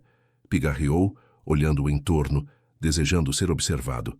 Alegam que a terra, por matrimônio passado, tinha uma cláusula, um gravame, que ela não podia ser alienada a não ser com a anuência da família pelo lado de, bom, é complexo, sorriu presunçoso. Severina fez o sinal da cruz por dentro. Efigênia ficou com o lábio numa linha que podia cortar pão. Damião ajeitou o chapéu para trás. Elias, que não entendia, entendeu.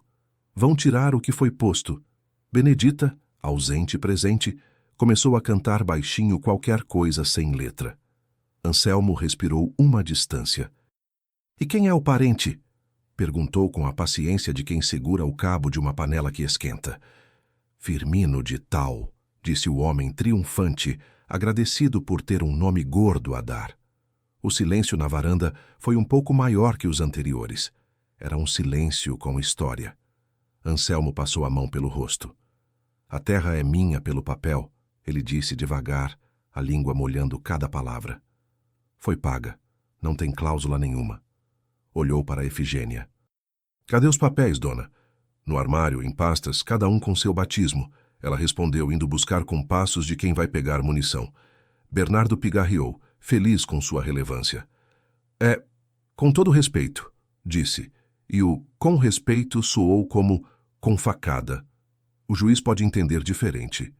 E aí, abriu os braços como quem oferece um abismo. Pode ser que tenha que haver uma suspensão, um embargo, uma coisa provisória, claro, até que se resolva. Coçou o queixo, satisfeito com as palavras cumpridas.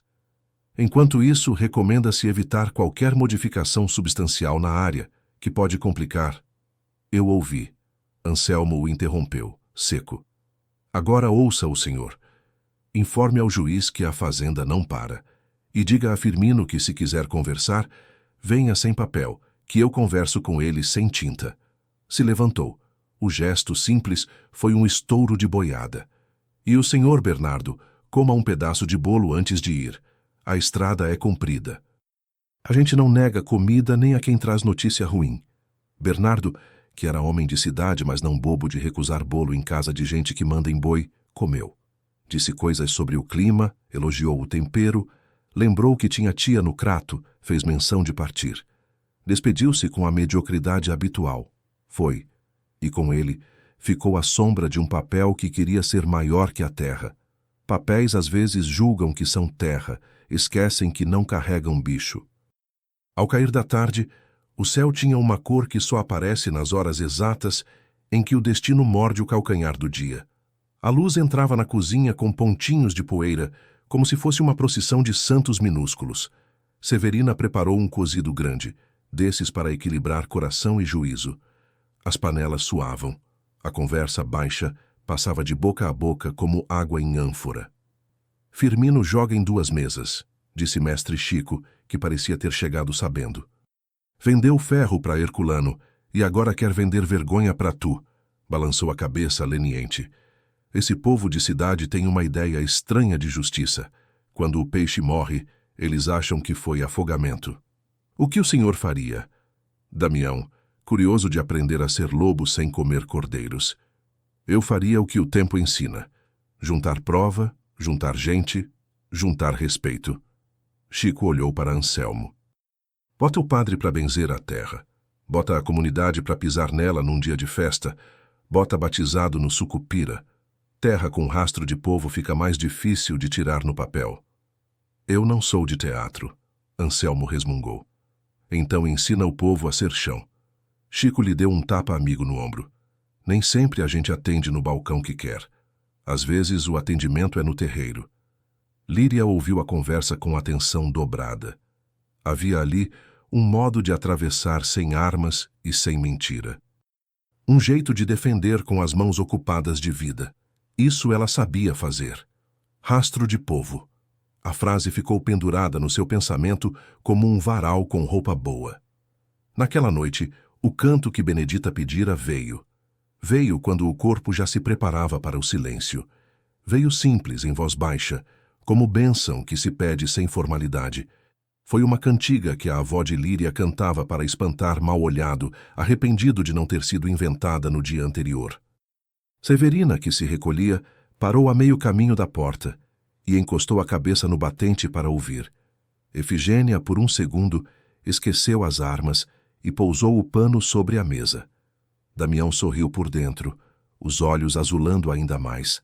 Elias se acocorou no chão, como quem se prepara para um beijo no coração.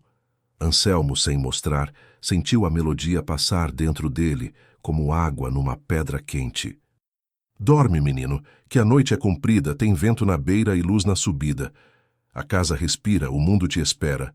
Se a vida te assusta, a vida te enxerga. Ninguém comentou. O silêncio de depois era daqueles que ficam no lugar da palavra. Benedita bateu palma baixinho, satisfeita com o que havia provocado. Nos dias seguintes, a fazenda pareceu entrar em um regime de vigília ativa.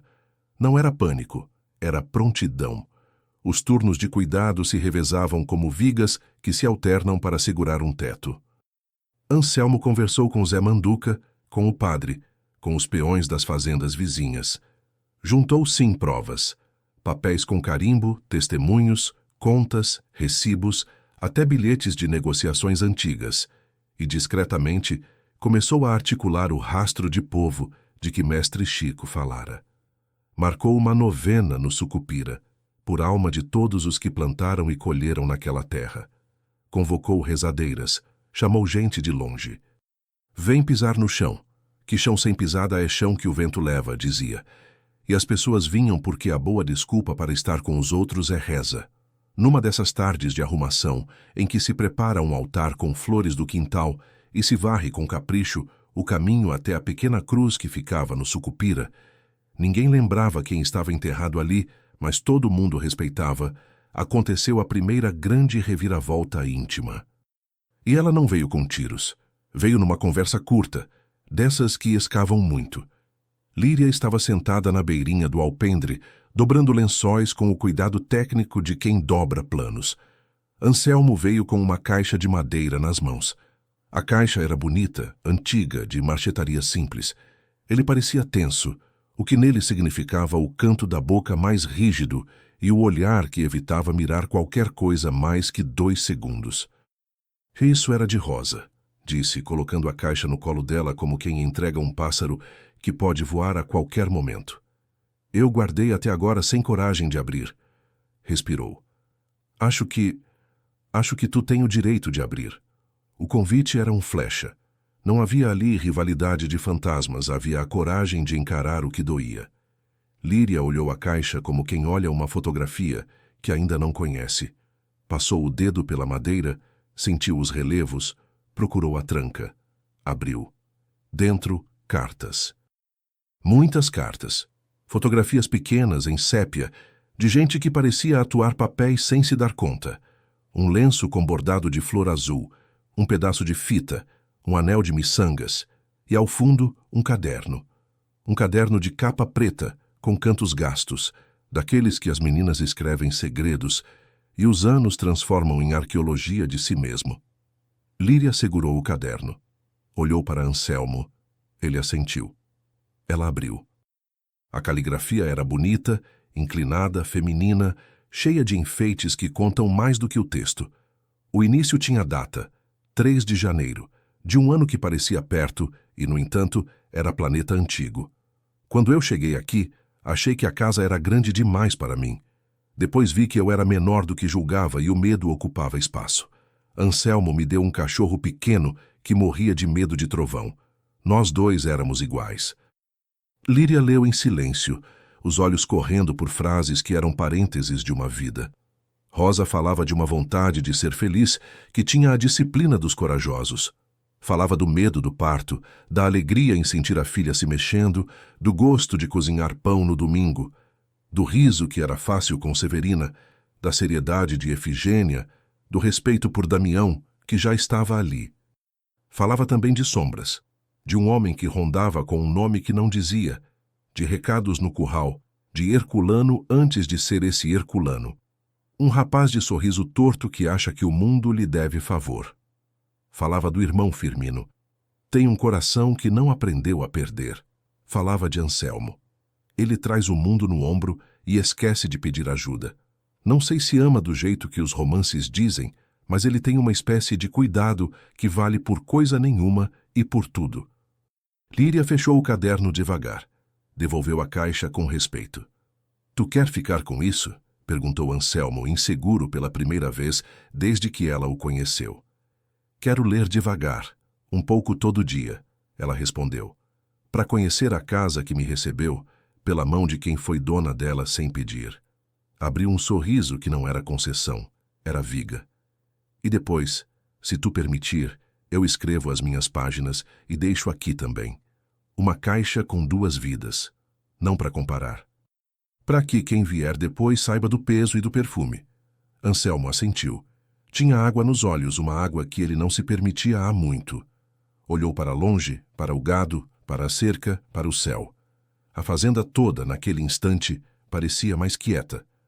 Até Benedita, no corredor, parou de sussurrar. As coisas continuavam se mexendo do lado de fora, com homens de bigode, revólveres e carimbos. Mas a vida, por dentro, ganhou uma direção. Não seria só sobreviver, seria contar. O contar era uma arma limpa. Um dia alguém perguntaria como foi, e haveria caixas. Na véspera da novena, no Sucupira, chegou uma notícia que era uma pedra no sapato dos planos. Um peão da fazenda de Herculano, Um rapaz magro com um boné torto apareceu suado, com as pernas bambas, pedindo água. Disseram que se chamava Joel. Deu 2 goles, quase engasgando, e disse: Dona... para Severina, que lhe estendeu o copo. Herculano tá vindo. Hoje, não amanhã. Vem com uns 8. Disseram que é para queimar a cruz do Sucupira. Engoliu seco. Eu não quero não. Fui lá porque tenho mãe velha que precisa de remédio. Mas isso... Olhou para o chão. Eu não quero. O silêncio que por um segundo se fez foi mais que susto. Foi cálculo. Efigênia foi a primeira a se mover. Abriu a gaveta, pegou o revólver pequeno, checou se havia bala. Damião pegou a corda, não como arma, mas como extensão do corpo. Mestre Chico endireitou a coluna. Por um instante, parecia jovem. Elias, que juntava coragem com as mãos, apertou-as no bolso. Benedita sumiu. Ninguém viu como. Anselmo se ergueu. Uma muralha. Ninguém vai queimar cruz nenhuma, disse, e o nenhum foi o som de um portão se fechando. E como é que segura 8 homens? Severina perguntou, que tinha fé e faca em partes iguais. Com gente, disse mestre Chico. Com gente e com o que a gente acredita. Olhou para Anselmo. Chama o povo agora. Apita. Bate sino. Faz barulho de festa. Eles querem deserto, da multidão. E foi o que se fez. O sino da capela, que só tocava em dias marcados, tocou fora de hora. O som se espalhou como um bando de pássaros. Elias montou na bicicleta do carteiro, que dormia no galpão quando passava pela região, e torceu as pernas como quem quer mover o tempo. Damião saiu a cavalo por uma trilha e depois por outra, chamando gente, chamando nome, prometendo que é agora, que a reza é hoje, que a festa é hoje, que o Sucupira precisa de pé. O padre foi arrancado de uma soneca, vestiu a batina às pressas, mas com um brilho no olho de quem sempre quis ver a fé operando como tática. Gente veio a pé, de sandália, descalça, de vestido desaprumado, mulheres com menino no colo, homens com chapéu torto, gente velha, gente nova, curiosos, os que amavam a confusão mais do que a paz, os que amavam a paz e iam por não permitir a guerra. No Sucupira, a cruz encostada sob o umbuzeiro ferido parecia supremamente pronta para o ritual. Flores de papel apareceram como se tivessem nascido da terra. Um pano branco foi estendido, um jarro com água benta foi colocado num altar improvisado, feito de uma caixa de madeira. Severina trouxe o melhor bolo. Efigênia trouxe velas. Mestre Chico trouxe a sua história e o seu olhar que vê adiante. Líria trouxe a voz. A fé é um exército que marcha em silêncio, disse o padre, olhando para Anselmo com uma aliança que não era de igreja, era de chão. Quem vier com fogo, encontra água. Quem vier com corda, encontra mão. Benzeu com convicção de quem sabe que a bênção é o que resta quando tudo falha, e às vezes é o que abre o caminho para tudo dar certo. O barulho dos cavalos de Herculano chegou primeiro do que ele. O som de ferraduras é música de filme quando a gente sabe que não é com a gente. Ali era um tambor nos nervos. O bigode torto, seu capitão, veio à frente, sorriso de desrespeito já posto. Atrás, sombras, fuzis em punho, a estupidez performática dos covardes em bando. Herculano, por fim, apareceu. Era homem grande, com olhos miúdos e um pescoço grosso que dizia que o coração era uma máquina antiga puxando uma carroça pesada. Trouxe no rosto uma certeza mal educada. Ninguém me nega. Eles pararam em frente ao Sucupira e viram, não a terra deserta que esperavam, mas um mar de gente. Crianças no ombro dos pais, mulheres de braço dado, velhos de queixo erguido, o padre com a cruz erguida, o povo com velas acesas em pleno fim de tarde. Uma canta e 2 e 3 vozes começaram uma ladainha tíbia, depois firme. Não é missa, não. Herculano zombou, a voz soprando deboche. É teatro. É chão, disse mestre Chico, adiantando um passo com a coragem de quem já viu o bastante para entender que o corpo às vezes é carta. Chão que se pisa com o pé inteiro. Esse pedaço é meu, Herculano apontou, como criança que aponta para um brinquedo na prateleira. Foi dado em troca de pecado, não vinga fruto. Líria, que até então não falara, adiantou-se. O vestido simples, o cabelo preso, os olhos como duas lâmpadas. Ficou de frente para ele. Ali a história encostou os ombros nela e esperou. Meu corpo não é pecador, disse com uma serenidade que furava o barulho. Meu corpo é casa. O vento oportuno mexeu ligeiro em sua saia, como se quisesse sublinhar. A terra não foi suja por mim. A sujeira está na boca de quem chama de sujo aquilo que não entende. Respirou, e no ar ficou a sensação de que a palavra era vela acesa. Quem veio queimar cruz veio apagar nome. Não apaga. Herculano riu de canto, a risada de homem que não tolera ser enfrentado por mulher. Moveu o cavalo, um passo. Sai do meio, menina, disse entre dentes. Tu não sabe de nada. Sei, disse ela, e sua voz não aumentou, mas ficou mais nítida. Sei que quando muitos pés pisam um chão, esse chão cria raiz na memória, e memória não se tomba com fogo. Erguer o queixo um pouco. Se o Senhor quiser entrar, vai passar por mim, pelas crianças, pelo padre, pelos velhos, pelo povo. Vai passar por nome e por história. Vai passar por casa. Olhou para Anselmo.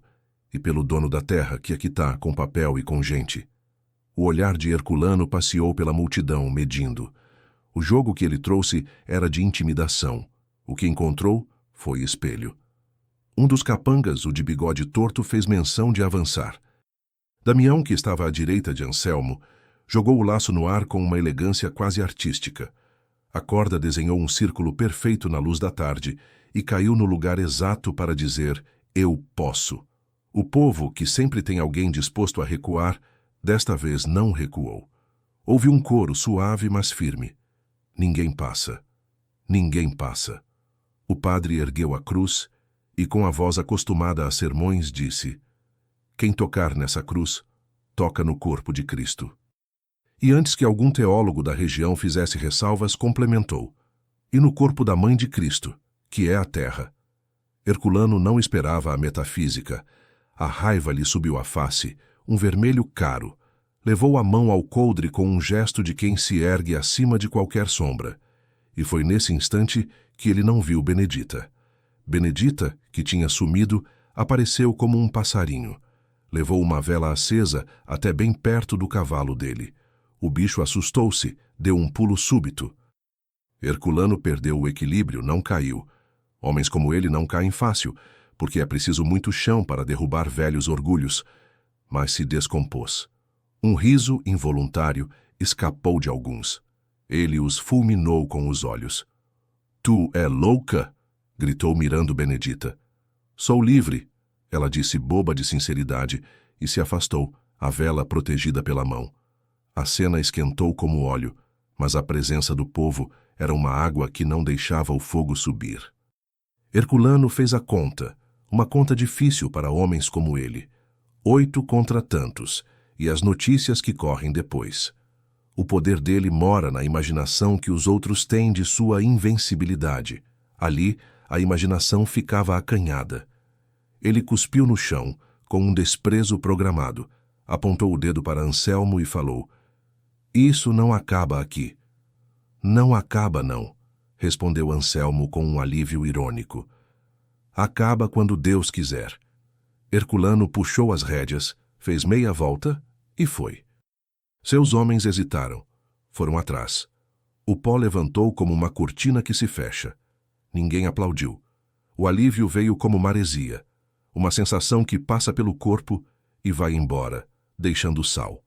Houve quem chorasse sem entender por quê. O padre fincou a cruz mais fundo. As velas arderam até a cera se conformar com o chão.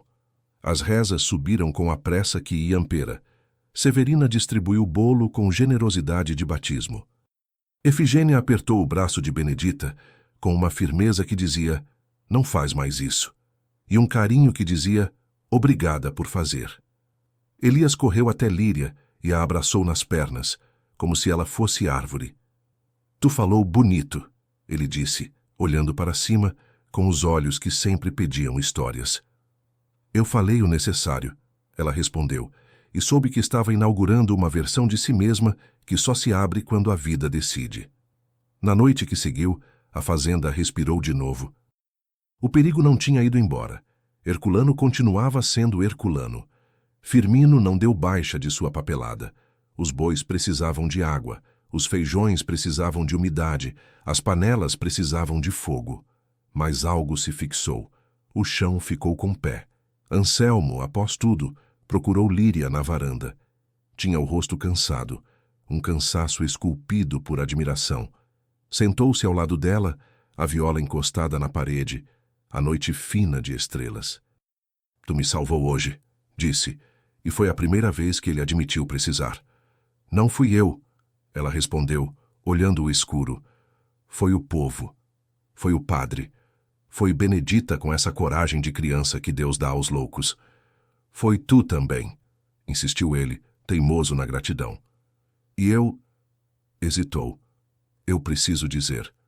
Eu não te comprei. Eu me comprei contigo. Fez um gesto com a mão, revirando as palavras como quem busca ouro no rio. E hoje entendi que tu é a parte mais cara. Líria virou o rosto devagar, como quem protege um pássaro que vem pousar na mão. Tinha lágrimas guardadas e não estava disposta a deixá-las cair só porque uma frase bonita passou. Eu não sou moeda, disse de novo, não como queixa, mas lembrança. Eu sou gente. Respirou e o ar era leve. Mas tu está aprendendo. Tô, ele confessou, com uma humildade que conhecia pouco. Tô aprendendo que mandar é menos do que cuidar, e que cuidar é semear. Riu de si mesmo, quase se desculpando por falar bonito. O Chico me pegou com essa história de rastro de povo. Nunca pensei que ser dono de terra é ser anfitrião de caminho. Hospedar pés é mais difícil que hospedar gado, ela disse, brincando. E mais bonito. Ele apoiou os cotovelos nos joelhos, olhou o chão. Se tu quiser, a gente casa direito, com festa, com igreja, com rosto para a comunidade. Quando tu quiser. Se tu quiser. O si ficou grande, honorando o pacto antigo. Líria guardou a proposta numa prateleira alta dentro de si. Não era tempo de decidir aquilo. Era tempo de segurar a casa em pé, a terra com rastros, a própria dignidade erguida. Mas o gesto dele plantou uma semente, o começo de algo que podia, um dia, ter nome de amor. Se o amor fosse um bicho que se deixa ver. Por ora, o nome era outro. Respeito. Do quarto ao lado, veio um barulho leve. Era Benedita abrindo a caixa de música que Rosa guardara no fundo de uma gaveta e que Efigênia guardara depois da morte, e que agora, liberta, tocava uma melodia curta e repetida, como um mantra para quem precisa lembrar que o tempo tem costuras. Mais tarde, já deitada, Líria abriu o caderno de Rosa de novo. Leu ao acaso. Se um dia eu tiver medo de que a casa me engula, eu saio para a varanda e fico até passar a vontade de ser menor do que sou. Fechou o caderno. Pegou o seu próprio pedaço de papel e escreveu. Hoje eu fui a casa que não se deixa engolir. Fui à porta e fui à trincha. Se eu for pequena amanhã, que eu seja pequena só de sono. Dobrou, guardou, encostou a cabeça no travesseiro. Na janela, o vento brincava de pintar sombras. Do lado de fora, um bicho correu. Um galho estalou, alguém, talvez Damião, talvez o próprio tempo, afinou uma coragem para o dia seguinte. E o dia seguinte chegou com uma visita de Firmino que ninguém contava. Ele apareceu cedo, sem convite, com um advogado pálido que tinha mãos de quem não suja nada. Vinha com pressa de carimbo, com certezas de quem estudou pouco da vida e muito do protocolo. Entrou na sala como quem entra numa audiência. Anselmo desceu a escada como quem vai ao curral, com a mesma seriedade. Vim com uma proposta, Firmino disse, voz lisa, sorriso de quem amansa a serpente oferecendo leite. Retiro a impugnação se tu me vender uma parte do sucupira.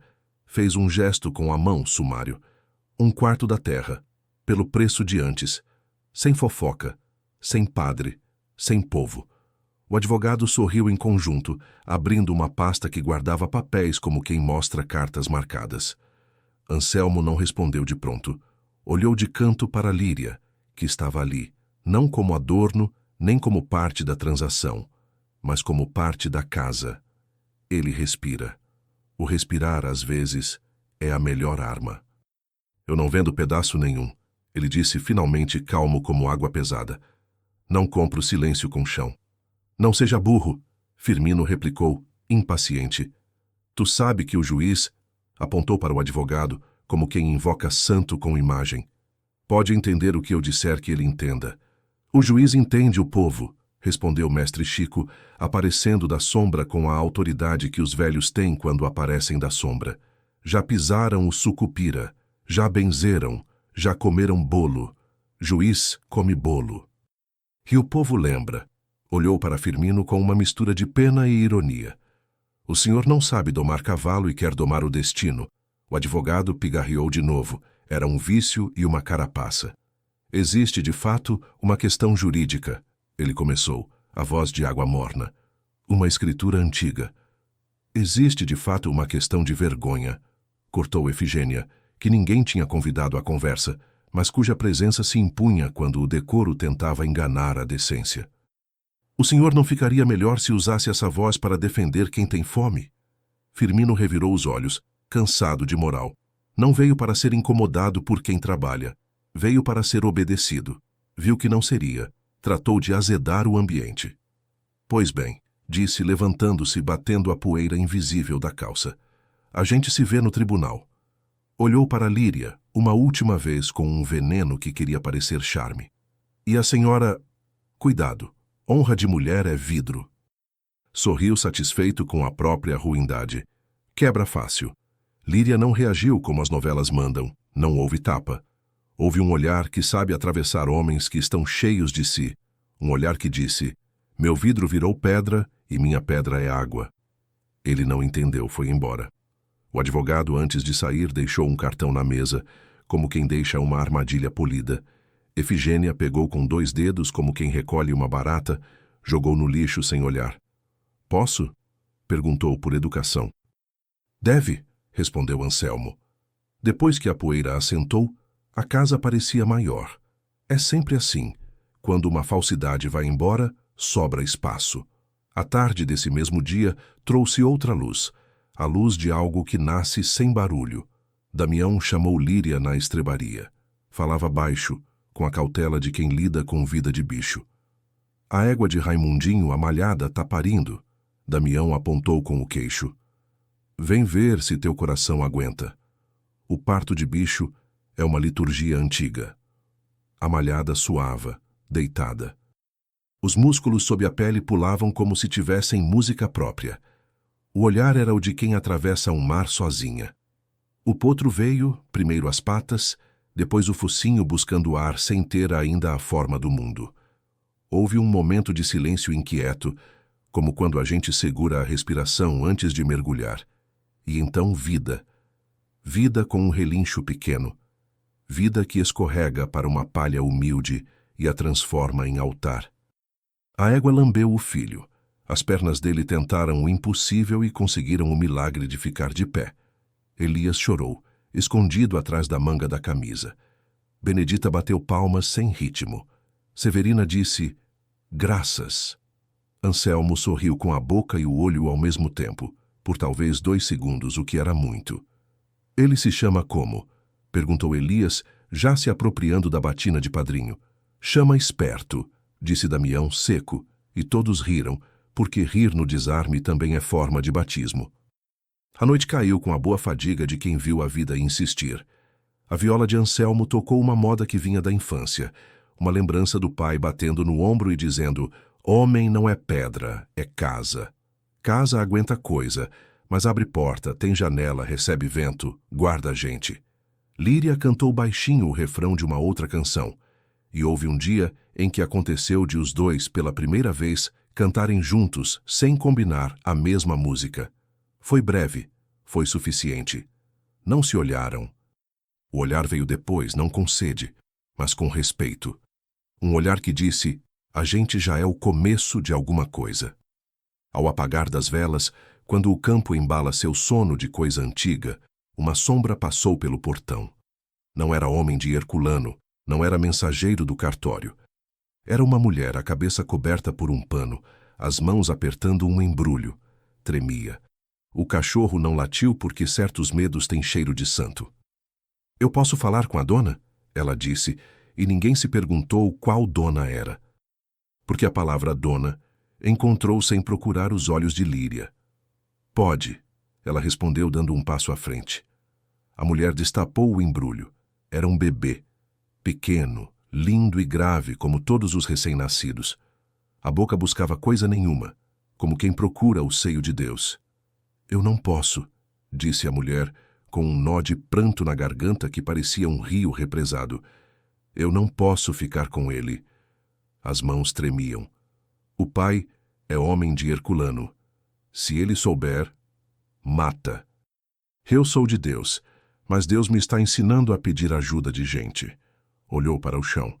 Me disseram que aqui tem gente que não deixa outros morrerem. Levantou a criança com uma esperança desesperada. Segura. Líria não olhou para o lado buscando Anselmo. Não consultou Efigênia. Não esperou o padre.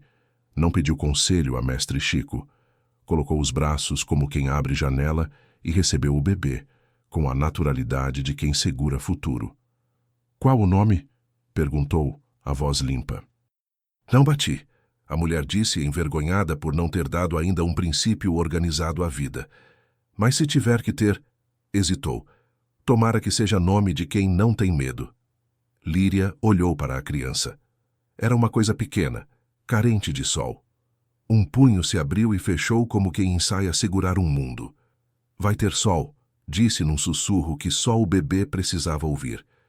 E teu nome é Luzia. Aquilo se assentou como pluma no peito de todos. A gente dá o que a vida pede quando a vida pede sem gritar. O universo inteiro se inclinou meio centímetro, e a fazenda recebeu naquela noite mais uma alma. O sucupira, que já tinha cruz, reza, rastro e ameaça, ganhou também batizado feito de urgência. As coisas que salvam o mundo raramente pedem autorização. Lá fora, o vento fez barulho de mar numa árvore. Lá dentro, Severina esquentou leite. Efigênia saiu em busca de um pano limpo. Anselmo ficou parado, um instante, olhando o gesto de Líria como quem vê uma resposta a uma pergunta que sofreu durante anos para formular. Damião sorriu para o potro que dormia e, pela primeira vez em muito tempo, imaginou um futuro que não terminava num tiro. No alto, as estrelas conversavam com a memória de todas as histórias. E o que tinha começado com uma negociação suja foi, teimosamente, se tornando uma casa de gente. Gente que reza, canta, puxa laço, toca viola, segura bebê, finca cruz, varre chão, faz bolo, enfrenta homem grande e dá nome à luz. A noite ficou. O dia viria. E Herculano com seus 8, com seus 100, com seus papéis dos outros, com suas sombras, teria trabalho para desmontar esse tipo de cerca. Porque há cercas de arame farpado que se cortam com alicate, e há cercas de pé que se sustentam com coragem. No quarto, antes de dormir, Líria pegou seu papel e escreveu apenas uma frase. Hoje, pela primeira vez, eu fui mais do que a história que fizeram de mim. Dobrou, guardou, adormeceu com o cheiro de leite perto e a certeza pontiaguda de que o perigo não acabou, e que a beleza também não. E que no mundo, às vezes, uma mulher de 19 anos, entregue virgem a um fazendeiro viúvo em troca de terra, vira ponte.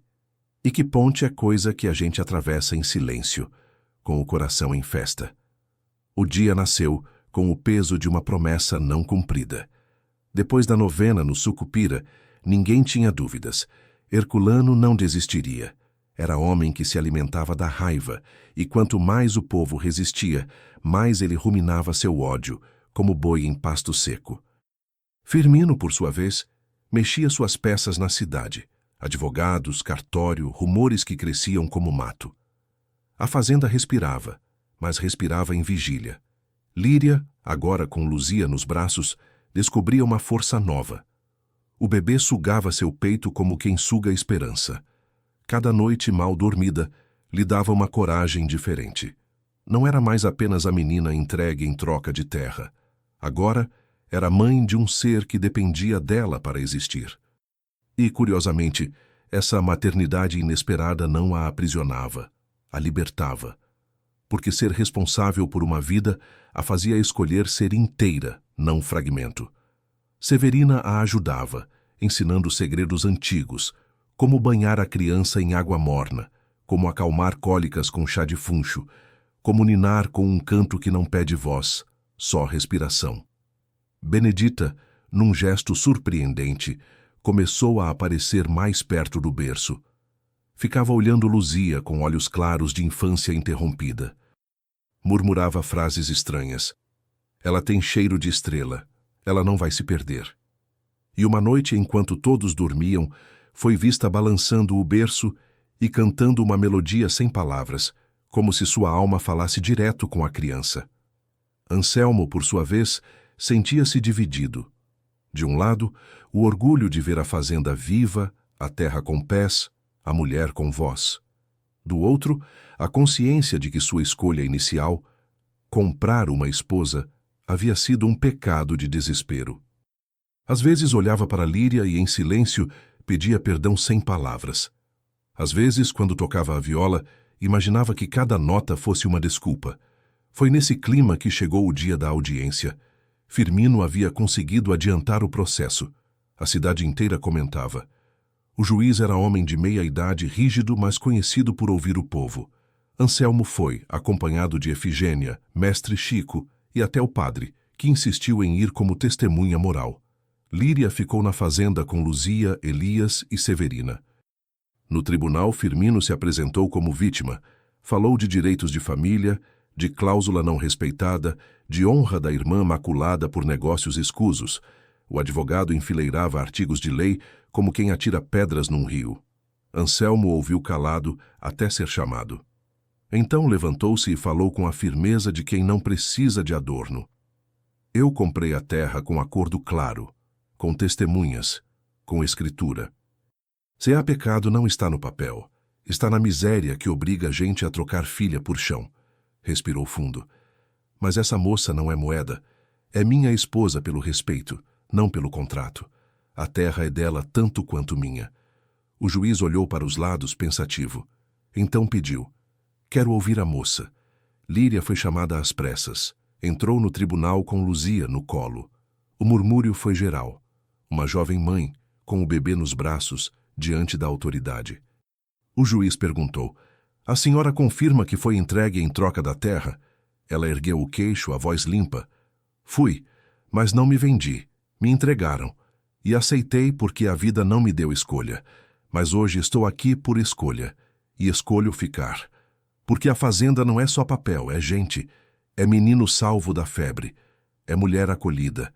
É criança que chegou sem pai e não foi deixada morrer. É povo rezando no sucupira. Apertou Luzia contra o peito. A terra não é minha. Eu sou da terra. E a terra é do povo que pisa nela. O silêncio que seguiu foi maior que qualquer lei. O juiz fechou os olhos como quem pesa memórias. Depois falou. O papel é válido. A terra permanece com o senhor Anselmo. Mas quero deixar registrado.